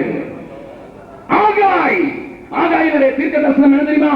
என் வீடு பாழாய் கிடக்கும் போது நீங்கள் மற்ற பாவின வீடுகளிலே குடியிருக்கிறது என்ன? அதுதான் அவனுடைய தீர்க்க தரிசனம். சகரியாவின் தீர்க்க தரிசனம் என்ன தெரியுமா? பாபிலோனில் இருந்து நீ உன்னை விடுதலையாக்கிக்கொள், அப்பொழுது மகிமை உண்டாகும். அவனுடைய தீர்க்க தரிசனம் என்ன தெரியுமா? பலத்தினாலும் அல்ல, பராக்கிரமத்தினாலும் அல்ல, ஆண்டவருடைய ஆவியினாலே. ஹல்லேலூயா, ஹல்லேலூயா. நெகேமியாவின் தீர்க்க தரிசனம் என்ன தெரியுமா? எழுந்து கட்டுவோம் வாருங்கள். எஸ்ராவின் தீர்க்க தரிசனம் என்ன தெரியுமா? முழு இதயத்தோடு தேவனிடத்தில் திரும்புங்கள். செருபாபேலினுடைய தீர்க்க தரிசனம் என்ன தெரியுமா? வாருங்கள், எருசலேமே கோபுரத்தை கட்டலாம். ஹல்லேலூயா. இடிந்து போனவைகளை செப்பனிடலாம், மங்கி போன மகிமையை திரும்ப கொண்டு வரலாம். இன்றைக்கு சபையே உனக்கு தேவையானவர்கள் அப்படிப்பட்ட தீர்க்கதரிசிகளே. உன்னை தடவி கொடுத்து உனக்கு சமாதானம் என்று சொல்லி நீ ஆசீர்வதித்து போகிறவர்கள் மாத்திரம் என்று நீ அறிந்திருந்தாயா? நீ உண்மையை வஞ்சித்துக் கொண்டிருக்கிறாய். Of course, I got a great respect for people those who are mightily used for deliverance ministry. அந்த பாவக்கட்டுகளிலே இதுவரை இயேசுவை அறியாதபடி, அவருடைய மகிமை அறியாதபடி இருக்கிறவர்களுக்கு அப்படிப்பட்டவர்களை ஆண்டவர் எழுப்பி இருக்கிறார். கோடான கோடி சோத்திரம் ஆண்டவர்கள். ஆனால் அதனுடைய பெயரை, ஆண்டவரின் பெயரை உச்சரித்து ஆண்டவரின் நாமத்தை தொழுது கொண்டு ஆண்டவருடைய ஜனங்கள் என்று பெயர் பெற்றிருக்கிற உனக்கும் எனக்கும் தேவை. உன்னை உயிர்ப்பித்து இழுத்து உன்னை செயலாக்க தள்ளி உழிந்து தள்ளுகிற தீர்க்கதரிசிகள். ஒருவேளை இவருடைய எண்ணிக்கை குறைவுதான். இன்றைக்கு இந்தியாவிலே, தமிழ்நாட்டிலே இப்படிப்பட்டவருடைய எண்ணிக்கை குறைவுதான். அந்த காலேபும் யோசுவாவும் 2 பேர் தான், மற்றவர்கள் 10 பேர். இருந்தவர்கள் காலேபும் யோசுவாவும் தான், மற்றவர்களுக்கு அடையாளம் இல்லை. ஆகையினால் தான் கண்ணீரோடு சொல்லுகிறேன், அப்படிப்பட்ட தீர்க்கதரிசிகளை தேவன் சபையில எழுப்பும்படியாய் ஜெபியுங்கள் ஐயா. அப்படிப்பட்ட ஊழியக்காரர்களை தேவன் எழுப்பும்படியாய் ஜெபியுங்கள் ஐயா. இன்னைக்கு சபையை அசைக்கத்தக்கதா அப்படிப்பட்டவர்கள் எழுப்புவார்களாக, அப்படிப்பட்டவர்கள் எழுப்புவார்களாக. இதயத்தின் ஆதாங்கத்தை தான் உங்களுக்கு பகிர்ந்து கொடுக்கிறேன், வேற ஒன்றையும் நான் சொல்லவில்லை. பாபிலோன் குமாரத்தின் இடத்தில் குடியிருக்கிறவளே, சீயோன் குமாரத்தியே, அழகானவளே, உன்னை விடுவித்துக்கொள். அப்பொழுது மகிமை உண்டாகும். அப்பொழுது உன்னை தொடுகிறவன் அவருடைய கைமொழியை பெறுவான். அப்பொழுது உனக்கு பாதுகாப்பு, அப்பொழுது உனக்கு மகிமை, அப்பொழுது நீ கெம்பீரிப்பாய். அவரும் வந்து உன் நடுவிலே வாசப்படுவார். ஹல்லேலூயா, ஹல்லேலூயா, ஹல்லேலூயா, ஹல்லேலூயா, ஹல்லேலூயா. வாசிக்கலாம். பவுல் என்ன எழுதுகிறார் என்று வாசிக்கலாம். 2 கொரிந்தியர் 6வது அதிகாரம். 2 கொரிந்தியர் 6வது அதிகாரம் 14வது வசனத்தில் 15வது வசனத்திலிருந்து 18வது வசனம் வரை வாசிக்கிறோம். கிறிஸ்துவுக்கும் பேலியாளுக்கும் இசைவு ஏது? அவிசுவாசியுடனே விசுவாசிக்கு பங்கு ஏது? தேவனுடைய ஆலயத்திற்கும் விக்கிரகங்களுக்கும் சம்பந்தம் ஏது? நான் அவர்களுக்குள்ளே வாசம் பண்ணி அவர்களுக்குள்ளே உலாவி அவர்கள் தேவனாயிருப்பேன், அவர்கள் என் ஜனங்களாயிருப்பார்கள் என்று தேவன் சொன்னபடி நீங்கள் ஜீவனுள்ள தேவனுடைய ஆலயமாயிருக்கிறீர்கள். இதை கொடுத்து சிலர் விக்கிரகத்தை வேறு விதமாக சொல்லி பேசினதாக நான் கேள்விப்பட்டேன். பாண்டிச்சேரியிலே ஒரு நல்ல பிரசங்கியார் என்று மற்றவர்களால் ஒத்துக்கொள்ளப்படுகிறவரும், சத்தியத்தை கொஞ்சம் மாத்திரம் புரட்டுகிறவரும், அந்த ஒரு ஊழியக்காரர் சொன்னாராம், இந்த விக்கிரகம் வெறும் பொருளாசையும் பொறாமையும் மாத்திரம் தான் குறிக்கிறது, வேற ஒன்றையும் குறிக்கவில்லை. அதனால் என் அருமையான ரோமன் கத்தோலிக்க சபையினரே, நீங்கள் ஒருவரும் கவலைப்பட வேண்டாம். மற்றவர்கள் உங்களை ஏமாற்றுவார்கள், ஏமாற்றுவதற்கு இடம் கொடுக்க வேண்டாம் என்று அவர் பிரசங்கித்து விட்டு போனதாக எனக்கு சொல்லப்பட்டது. நான் அவருக்கும் அதை கேட்ட உங்களுக்கும் சொல்கிறேன். அடுத்த வசனத்தை வாசிக்கலாம். ஆனபடியால் நீங்கள் அவர்கள் நடுவிலிருந்து புறப்பட்டு பிரிந்து போய் அசுத்தமானதை தொடாதீங்க. எனக்குள்ளதான் இருக்கிற பொறாமையும் எனக்குள்ள இருக்கிற பெருமை மாத்திரம் விக்கிரகம் என்று சொன்னால் நான் ஒத்துக்கிட்டேன், அது விக்கிரகம் தான். பொருளாசைங்கிற விக்கிரம் என்று வேதம் சொல்லிருக்கு, அது விக்கிரம் இல்லைன்னு சொல்ல, அது விக்கிரம் தான். ஆனா அதற்குள்ள இருந்து பிரிந்து போனா எனக்குள்ள இருந்து நான் எப்படி பிரிந்து போகிறது? Tell me, teach me sir, teach me. அவர்கள் நடுவிலிருந்து நீங்கள் புறப்பட்டு போகணும். பிரிஞ்சு போகணும் கூட இல்லை, புறப்பட்டு போய் அசுத்தமானதை தொடாதீர்கள் என்று கர்த்தர் சொல்கிறார். அப்பொழுது நான் உங்களை ஏற்றுக்கொண்டேன். ஹல்லேலூயா, ஹல்லேலூயா, மகிமை செலுத்தலாமா? நான் உங்களை ஏற்றுக்கொண்டேன். என்ன செய்வாரா? உங்களுக்கு பிதாவாயிருக்கு, நீங்கள் எனக்கு குமாரன் குமாரத்தியுமாயிருப்பீர்கள் என்று சர்வ வல்லமையுள்ள தேவன் சொல்லுகிறார். ஹல்லேலூயா. அப்படிப்பட்டவர்களை பார்த்தான், இவனை தொடுகிறவனை என் கண்மணி தொடுகிறான். ஹல்லேலூயா. என்ன பார்த்தா யாராவது பகல்வான்னு சொல்லுவாங்களா? நீ பார்த்தா யாராவது பயில்வான்னு சொல்லுவாங்க? ஹல்லேலூயா. ஆனா பீகார்ல எந்த சண்டியர் வந்தாலும் சரி, நான் அவரை நின்று பார்க்கிறேன். ஏன்னா எனக்கு தெரியும், என்ன தொட்டாச்சுன்னா அவர் கண்ணை தொட்டாச்சு, அதனால பத்திரமா வச்சுக்குவார். ஹல்லேலூயா, ஹல்லேலூயா. ஒரு பெரிய எம்எல்ஏ என்ன தேடி வந்தான், கையில பாடி கார்டு துப்பாக்கி எடுத்துட்டு வந்தான்.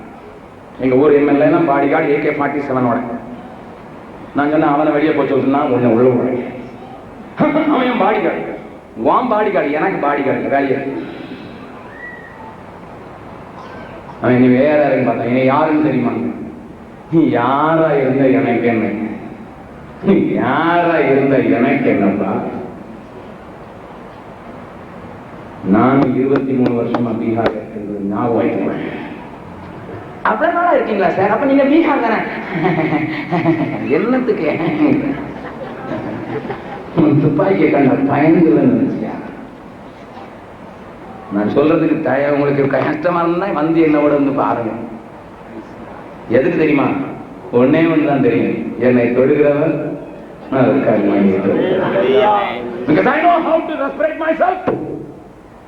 எதை என் ஆண்டவர் தொடக்கூடாதுன்னு சொல்லாத அதை தொடறதுக்கு நான் தயாரல்ல. ஆகையினால அவர் நம்மோட வந்து வாசம் பண்றேன்னு சொல்றாரு. எங்க அப்பா இருக்கும்போது என்னையா சக்கரம், என்னையா எனக்கே இனி பயமே, என் இயேசு என் துணையே, என் நேரத்திலே இயேசுவே என்னோடு இருப்பார், என் நேரத்திலே இயேசுவே என்னோடு இருப்பார்.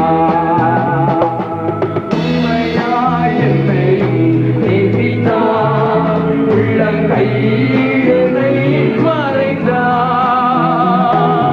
உண்மையாய் என்னையும் நேசித்தார், உள்ளம் கையினை மறைந்தார்.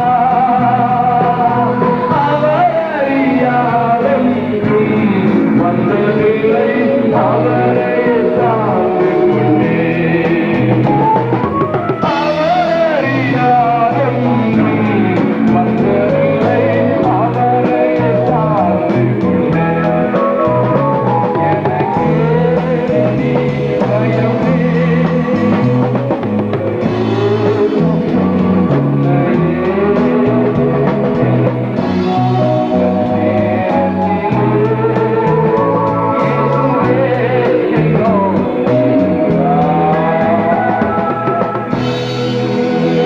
மூன்றாவதாக முக்கியமான ஒரு காரியம், இதை நீங்கள் கேட்டுத்தான் ஆக வேண்டும். இப்பொழுது இருக்கிற பாபிலோன் என்கிறது நேபுகாத்நேச்சார் போனான், பெர்சியா ராஜ்யம் வந்தது. அடுத்தால் போல் மேதியா ராஜ்யம் வந்தது, எல்லாம் அழிந்து போய்விட்டதே. இப்பொழுது பாபிலோனிலிருந்து விடுதலையாக்குவதற்கு சாயலை மாத்திரம் தானே காட்டினீர்கள். இன்றைக்கு இருக்கிற பாபிலோன் என்னது எங்களுக்கு சொல்லித்தாருங்கள் என்று உங்கள் மனம் துடிக்கலாம். திருப்புங்கள் என்னோடு கூட. வெளிப்படுத்தின விசேஷம்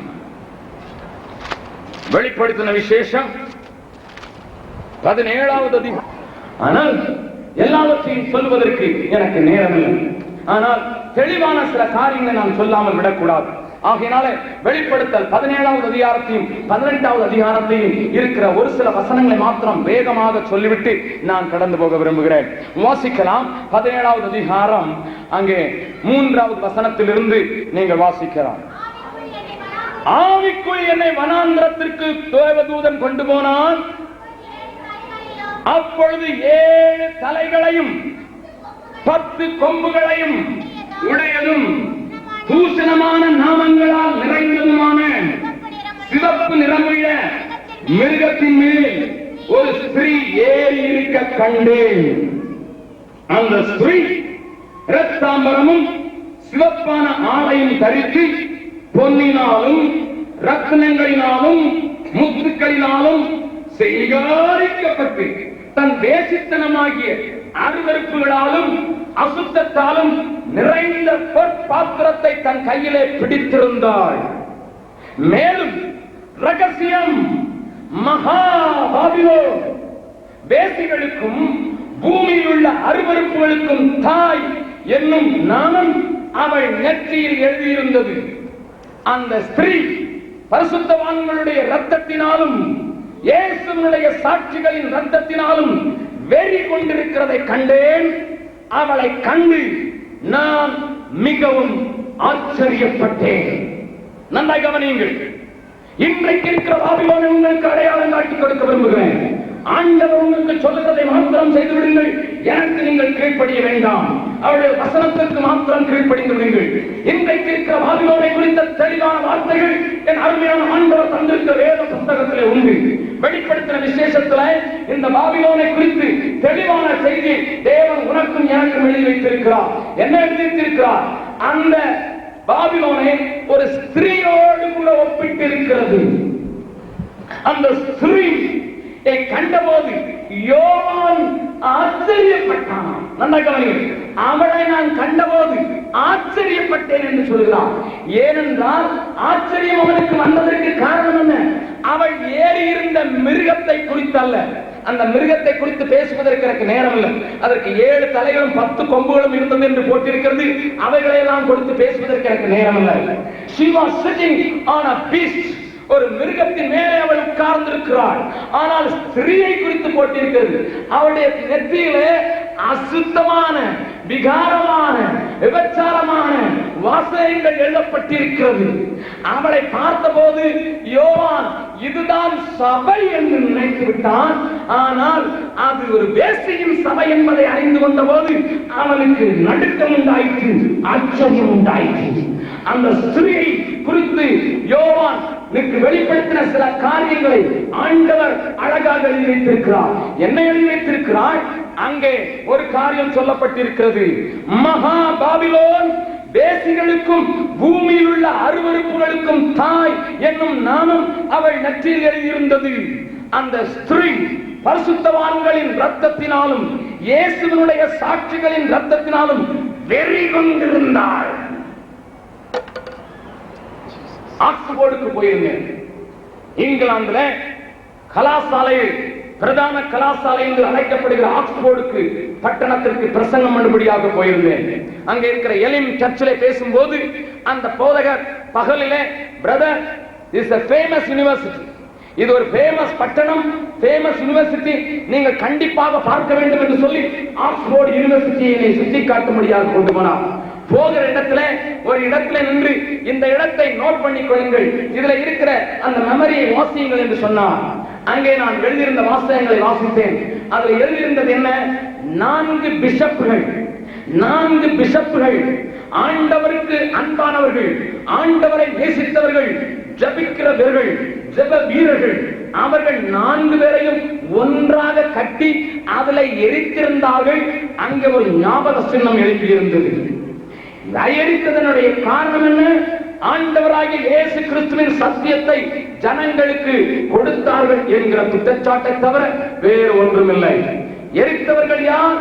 வெளிநாட்டவர்கள் அல்ல, வேறு மதத்தினவர்கள் அல்ல, வேறு கொள்கையில் உள்ளவர்கள் அல்ல, தேவன் இல்லை என்று சொல்கிற கம்யூனிஸ்ட்கள் அல்ல. அன்றைக்கு கம்யூனிசம் கிடையாது. ஆனால் எரித்தவர்கள் யார்? அந்த நாளிலே சபை என்று பெயர் பெற்றிருந்த ரோம சபையின் அரசியாகிய மேரியின் காலத்திலே இந்த பரிசுத்தவான்கள் ஒன்றாக கட்டப்பட்டு எரிக்கப்பட்டிருந்தார்கள். இன்றைக்கு உங்களுடைய கைகளிலே புஸ்தகம் இருக்கிறது, பைபிள். இதை முதலாக உலகத்துக்கு மொழிபெயர்த்து கிரேக்க மொழியிலிருந்து எல்லாரும் தங்களுடைய தாய்மொழியிலே அறிய வேண்டும் என்று துடித்தான் ஒரு வாலிபன். அவனுடைய பெயர் வில்லியம் டிண்டேல். அந்த வில்லியம் டிண்டேல் ஒரு நாளிலே இந்த வேதத்தை மொழிபெயர்த்ததற்காக தூணிலே கட்டப்பட்டு கீழே தீ வைக்கப்பட்டு அப்படியே எரிக்கப்பட்டார். யார் இதை செய்தது? வேதத்தை அறியாதவர்கள் அல்ல, வேதத்துக்கு தாங்கள் தான் உடைமைதான், தாங்கள் தான் அதற்கு காப்பிரைட் உண்டு என்று சொல்லிக் கொண்டிருந்த ரோம சபைதான் அந்த டிண்டேலை எரித்தது. நான் முதலாவதே சொன்னேன், நான் சொல்ல போகிற காரியங்கள் உங்களை பாதிக்கலாம், ஆனால் உங்களை பாதிக்க வேண்டும் என்பதற்காக அல்ல, உண்மையை சொல்கிறேன். அருமையானவர்களே, எத்தனை பரிசுத்தவான்களின் ரத்தத்தை இன்றைக்கு குடித்து விட்டு நிற்கிறது தெரியுமா? ஏனென்றால் அவர்கள் விக்கிரகங்களுக்கு எதிர்த்து நின்றார்கள், பைக்கு எதிர்த்து நின்றார்கள், சத்தியத்திற்கு எதிர்த்து நின்றார்கள். மார்ட்டின் லூத்தர் அன்றைக்கு 96 தீசிஸை வெளியில் போடும்போது அவருக்கு ஏற்பட்ட காரியங்களை நீங்கள் அறிய வேண்டும். என்னோடு கூட யூரோப்பு வாருங்கள், ஒவ்வொரு இடமாக உங்களை எடுத்து சொல்ல முடியும். அத்தனை பேரையும் அடித்து கொன்றது கிரேக்க அரசாங்கம் அல்ல, ரோம அரசாங்கம் அல்ல, ரோம சபைகள். கிறிஸ்துவின் நாமத்தை அறிக்கை செய்தவர்கள், கிறிஸ்துவின் பெயரை தரித்திருந்தவர்கள், கிறிஸ்துவின் ஸ்தானத்திலே நிற்கிறோம் என்று சொன்னவர்கள், பேதுருவின் திறவுகோல் எங்கள் கையில் இருக்கிறது என்று சொன்னவர்கள் தான் இவர்களை சிங்கங்களுக்கும் வாளுக்கும், இவர்களை தீக்கும் வெட்டுக்கும் குத்துக்கும் சிறைக்கும் ஒப்பு கொடுத்தவர்கள்.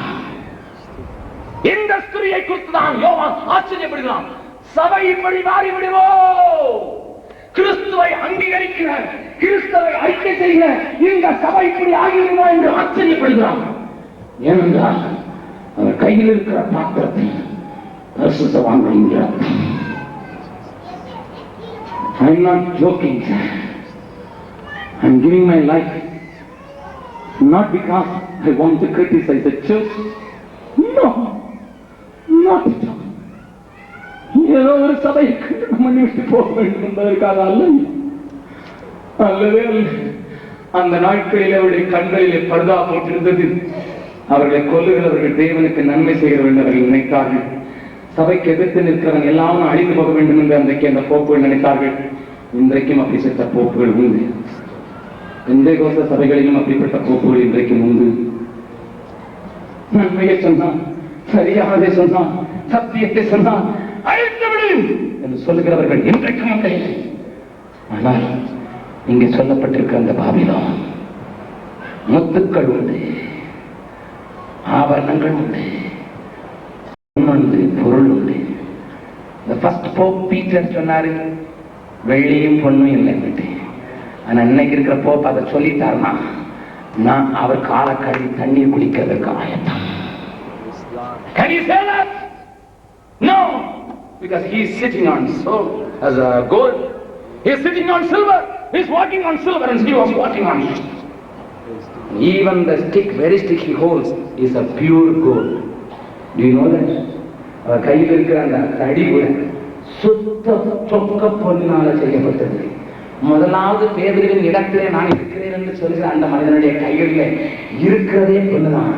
அவன் கேட்டான், பொண்ணும் வெளியும் இல்லை என்று சொன்னான். இவன் சொல்கிறார், என் கையில் இருக்கிறதே பொண்ணுதான்.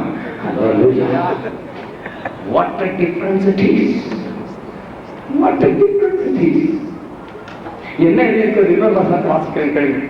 18வது அதிகாரம் 2வது வசனத்தை வாசிக்கிறேன். யாராவது? அவன் பலத்த சத்தமிட்டு மகா பாபிலோன் விழுந்தது, அது பேய்களுடைய குடியிருப்பு,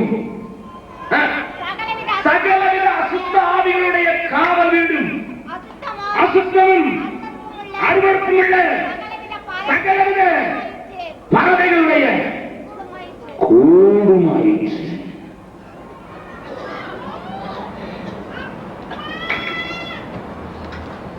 என்னோடு கூட வட இந்தியாவுக்கு வருகிறீர்களா? நீங்கள் வட இந்தியாவில் இருக்கிற ரோம சபைகளுக்கு போனால் அங்கே சிலுவையை நீங்கள் காண மாட்டீர்கள். இதை காட்டிலும் 3 மடங்கு பெரிதாக, இங்க அக்கினி இறங்கட்டும் எழுதி வைத்திருக்கிறார். இதை காட்டிலும் 3 மடங்கு பெரிதாக ஓம் என்று எழுதி வைத்திருக்கிறார். பெத்தியா என்கிற இடத்திற்கு போனேன். 1700 சொச்சத்திலே 27வது ஆண்டில் ஒரு பாதிரியார் அங்கே வந்தார். பீகாரில் இருக்கிற பெத்தியாவில். பெத்தியா என்பது ஒரு குறுநாடாக இருந்தது. ராணி மிகவும் சுகமில்லாமல் இருந்தார். அந்த சுகவீனமாயிருந்த ராணியை காப்பாற்ற யாராலும் முடியவில்லை. வந்த இந்த கிறிஸ்துவை அறிந்த அந்த நண்பர் அவருக்கு ஹோமியோபதி மெடிசின் கொடுத்தார், ஜெபித்தார், சுகமாகிவிட்டார். அதை கண்ட ராஜா சொன்னார், இந்த தேசத்தில் நீ எங்கு வேண்டுமானாலும் போகலாம், உனக்கு 600 ஏக்கர் தருகிறேன். 600 ஏக்கர் பூமி அவருக்கு தந்தார். அரண்மனை ஒட்டி 600 ஏக்கர் நிலத்திலே இன்றைக்கு மிஷன் உண்டு. அங்கே போனேன். எங்கே சிலுவையை உயர்த்தி காட்டினாரோ 250 ஆண்டுகளுக்கு முன்னதாக அந்த மிஷனரி, அன்றைக்கு அவருக்கு கொடுக்கப்பட்ட வெளிச்சத்தில் அவர் நடந்தார். அன்றைக்கு இந்த வெளிச்சம் அவருக்கு கிடைக்கவில்லை. சிலுவையை உயர்த்தி காட்டி, இந்த சிலுவையை நான் பிரசங்கிப்பேன், இதற்கு எனக்கு அனுமதி வேண்டும் என்று சொல்லி சிலுவையை உயர்த்தி காட்டினார் அன்றைக்கு அந்த மிஷனரி. ஆனால் 250 ஆண்டுகளுக்கு பின்பு நாங்கள் அங்கே முதலாவது வெளிக்கூட்டங்களை நடத்துவதற்கு நானும் ஃபாதர் பெர்க்மேன்ஸும் ஜோசப் பாலச்சந்திரனும் என்னுடைய குழுவை சேர்ந்தவர்களும் நாங்கள் அங்கே சென்ற போது, ஃபாதர் பெர்க்மேன்ஸனுடைய ஊரார் அங்கே கன்னியாஸ்திரிகளாக இருந்தபடினாலே அவர்களுடைய அழைப்பை கேட்டு நாங்கள் அங்கே ஒரு கூட்டம் நடத்த போனோம். அங்கே போன போது என்னுடைய நெஞ்சமெல்லாம் சுக்கு நூறாய் போய்விட்டது. என்ன என்றால், ஒரு சிலுவை, அதை பாம்பு சுத்தி இருக்கிறது போல எழுதப்பட்டிருந்தது ஓம். எங்கள் கைகளிலே பாடல் புத்தகம் ஒன்று கொடுத்து, ஐயா நீங்க பாடுற பாட்டெல்லாம் இதுல இருக்கு, நீங்க அங்க மேடையில பாடுறீங்களே அந்த பாட்டெல்லாம் இதுல இருக்குது, சுனலோ மேரபாய் நாங்க அடிச்சு வச்சிருக்கிறோம், சர்வ சிருஷ்டிக்கும் எஜமான நீர் என்கிற பாட்டு இதுல இருக்குது, ஏசு போதும் என்கிற பாட்டு இதுல இருக்கு என்று என் கையில புத்தகத்தை கொடுத்தார்கள். அட்டையை திருப்பினேன். அங்கே சிலுவை இல்லை, அங்கே இருந்தது ஓம். சகல அறிவருக்கும் தீராயுத்தமையா. In the name of Jesus, all these things are going on. ஆண்டவர் உன்னையும் என்னை பார்த்து என்ன சொல்கிறார்? வாசிக்கலாம். அதே வெளிப்படுத்தல் 18வது அதிகாரம் 4வது வசனத்தை வாசிக்கலாம். பின்பு வேறொரு சத்தம் வானத்திலிருந்து உண்டாக கேட்டேன். அது என்ன சொல்லிட்டு? என் ஜனங்களே, நீங்கள் அவருடைய பாவங்களுக்கு உடன்படாமலும் அவளுக்கு நேரிடும் வாதைகளில் அகப்படாமலும் இருக்கும்படி அவளை விட்டு வெளியே வாருங்கள். ஏனென்றால் 24வது வசனம் வாசிக்கிறான். தீர்க்கதரிசிகளுடைய ரத்தம், பரிசுத்தவான்களுடைய ரத்தம், பூமியில் கொல்லப்பட்ட அனைவருடைய ரத்தம் அவனிடத்தில் காணப்பட்டபடினாலே 21வது வசனம் சொல்லப்பட்டிருக்கிறது. மகா நகரம் வேகமாய் தள்ளுண்டு இனி ஒருபோதும் காணப்படாமல் போகும். ஆகையினால் என் ஜனங்களே, நீங்கள் அவளுடைய பாவங்களுக்கு ஒத்து போகாமலும் உடன்படாமலும் அவளுக்கு நேரில் போகிற வாதைகள் உங்களுக்கு நேரிடாமல் இருக்கும்படி என்ன செய்யுங்கள்? சொல்லுங்கள், வாசியுங்கள். அவளை விட்டு எல்லாரும் சொல்லுங்கள், எல்லாரும் சொல்லுங்கள். வாதை உந்தன் கூடாரத்தை அணுகாது மகனே, பொல்லாப்பு நேரிடாது நேரிடாது மகளே. வாதை உந்தன் கூடாரத்தை அணுகாது மகளே, பொல்லாப்பு நேரிடாது நேரிடாது மகளே.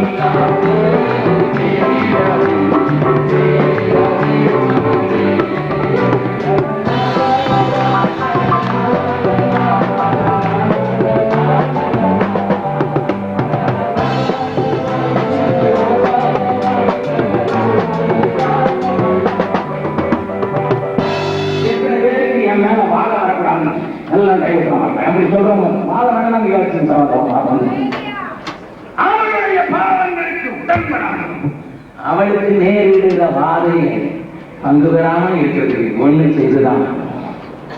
அல்லேலூயா.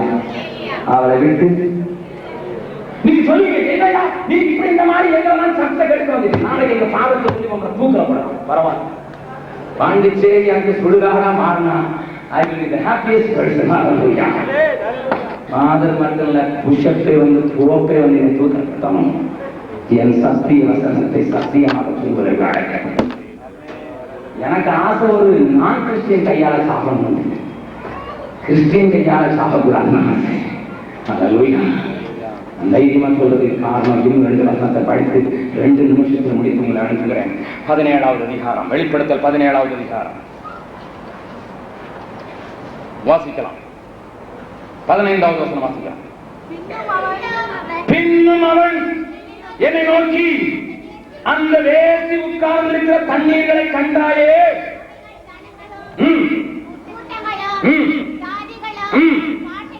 18வது வசனம். நீ கண்ட ஸ்திரீயானவள் பூமியின் ராஜாக்கள் மேல் ராஜ்யம் பாரம் பண்ணுகிற மகா நகரம். ஐயா, இங்க நகரம் தானையா போட்டிருக்கு, நீங்க சபைன்னு சொல்றீங்க. ஐயா ஐயா ஸ்திரீ அந்த நகரத்துக்கு ஒப்பானவள் என்று போட்டிருக்கிறது. அந்த நகரம் எப்படி இருக்குன்னு போட்டிருக்கு. 17வது அதிகாரம் 9வது வசனம். ஞானமுள்ள மனம் இதிலே விளங்கும், அந்த 7 தலைகளும் அந்த ஸ்திரீ உட்கார்ந்து இருக்கிற 7 மலையான். அல்லேலூயா. 7 மலையின் மேல் உட்கார்ந்து இருக்கிற நகரம். இந்தியாவில் ஒரு 7 மலை இருக்கு. உங்களுக்கு எங்கன்னு தெரியும்? தெரியுங்களா? தெரியாதவங்க சொல்லணும், இனி தனியா வந்து பாருங்க. ரஷ்யாவில் ஒரு இடம் இருக்கு 7 மலை மேல. அதுக்கு பேர் தாஸ்கண்ட். நம்ம லால் பகதூர் சாஸ்திரி செத்து போனாரு அந்த ஊர். யூரோப் முழுவதிலையும் ஒரே ஒரு நகரம் மாத்திரம் தான் 7 மலை மேல. அதுக்கு பேரு ரோமாபுரி. I am sorry to say that, but I don't want to deceive. உங்களை ஏமாத்த விரும்பல. என் வேதம் சொல்லுது, அந்த மகா நகரம் 7 மலை மேல இருக்குது. தாஸ்கண்ட் இல்லைன்னு தெரியும் நமக்கு, அங்க ஒண்ணும் இல்லை. நம்ம 7 மலையா ஆந்திராவுக்கு மாத்தோம்னா கொஞ்சம் பார்டர்லையும் வந்து தொட்டுட்டு போறாரு. ஆனா முழு உலகத்தையும் பிடித்திருக்கிறாள் என்று சொல்லப்பட்டிருக்கிற அந்த நகரத்தை பற்றி எல்லா ஜாதி மேல இருக்கிறதுக்கு ஒரே ஒரு 7 மலையான ஆகிய நம்ம அருமையான ரோமாபுரி மாத்திரம் தான் உண்டு. அதனாலதான் சொல்றேன், அவளை விட்டு வெளியே வாங்க. நீ ஏன் வாதையில அவளுடைய பாவங்களுக்கு உட்பட்டு. நான் பிரதர் சர்ச்சுக்கு கிறிஸ்துமஸ் மட்டும் தான் தலை காட்டுறேன். என் பிள்ளை நன்மை எடுக்கிறதுக்கு போவாங்க. அப்ப அந்த வெள்ளை ட்ரெஸ் போகும்போது பக்கத்துல போட்டோக்கு நிக்கிறதோட சரி. நான் கோயிலுக்கே போகல, ஆனா கல்யாணம் காட்சிக்காவது அங்க ஒட்டு வச்சிருக்கணுமே அப்படி என்று சொல்கிறாயா? அவருடைய பாவங்களுக்கு உடன்பட்டா வாதகம் கூடாது, உள்ள கூடி இது வழியே கூடி வரும். ஏனண்டா நீ வாதை வந்தன் கூடாரத்தை அணுகாது மகளை என்று வாழ்வதற்கு உனக்கு உரிமை.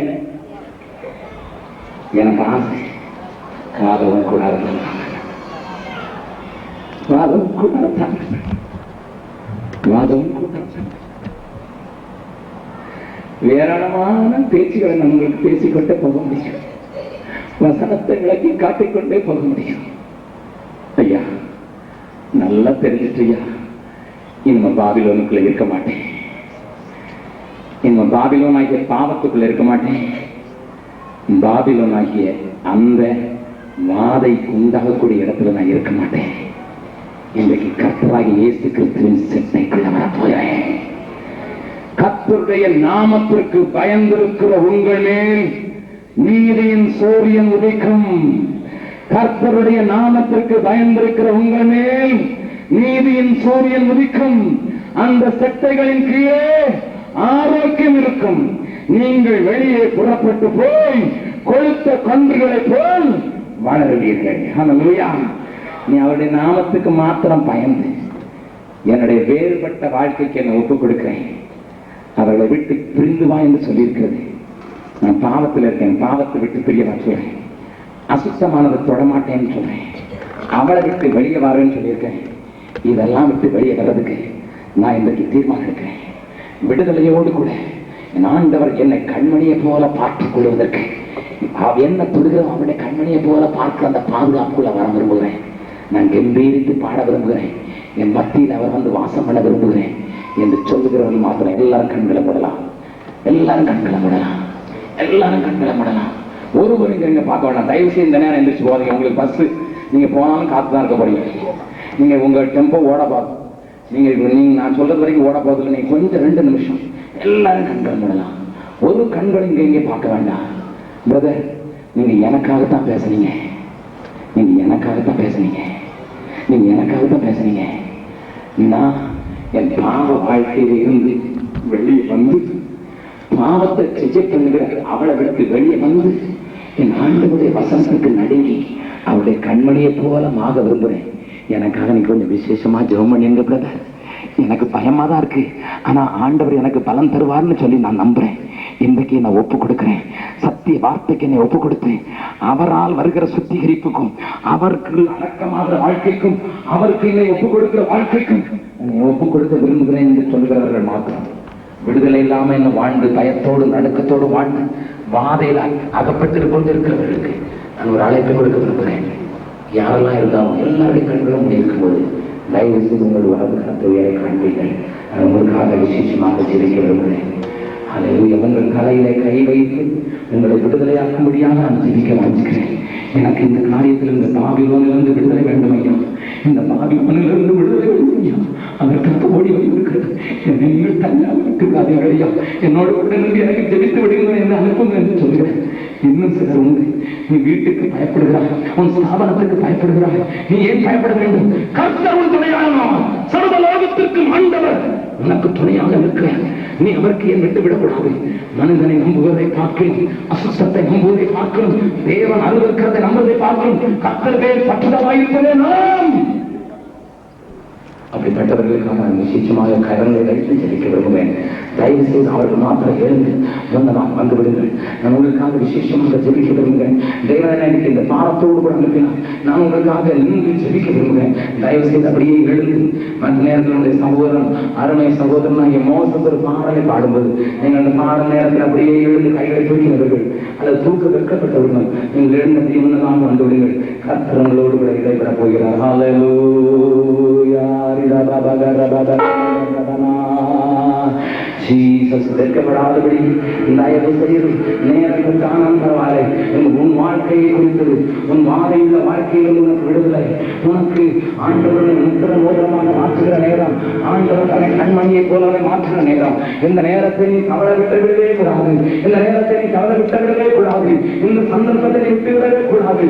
கர்த்தர் உன்னோடு கூட தெளிவாய் பேசியிருக்கிறார். கர்த்தர் உன்னோடு கூட தெளிவாய் பேசியிருக்கிறார். கர்த்தர் உன்னோடு கூட தெளிவாய் பேசியிருக்கிறார்.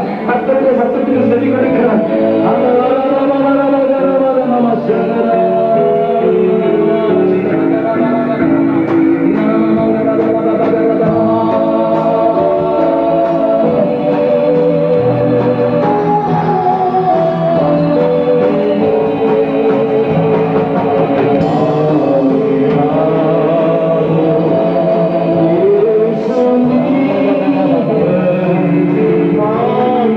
Wow.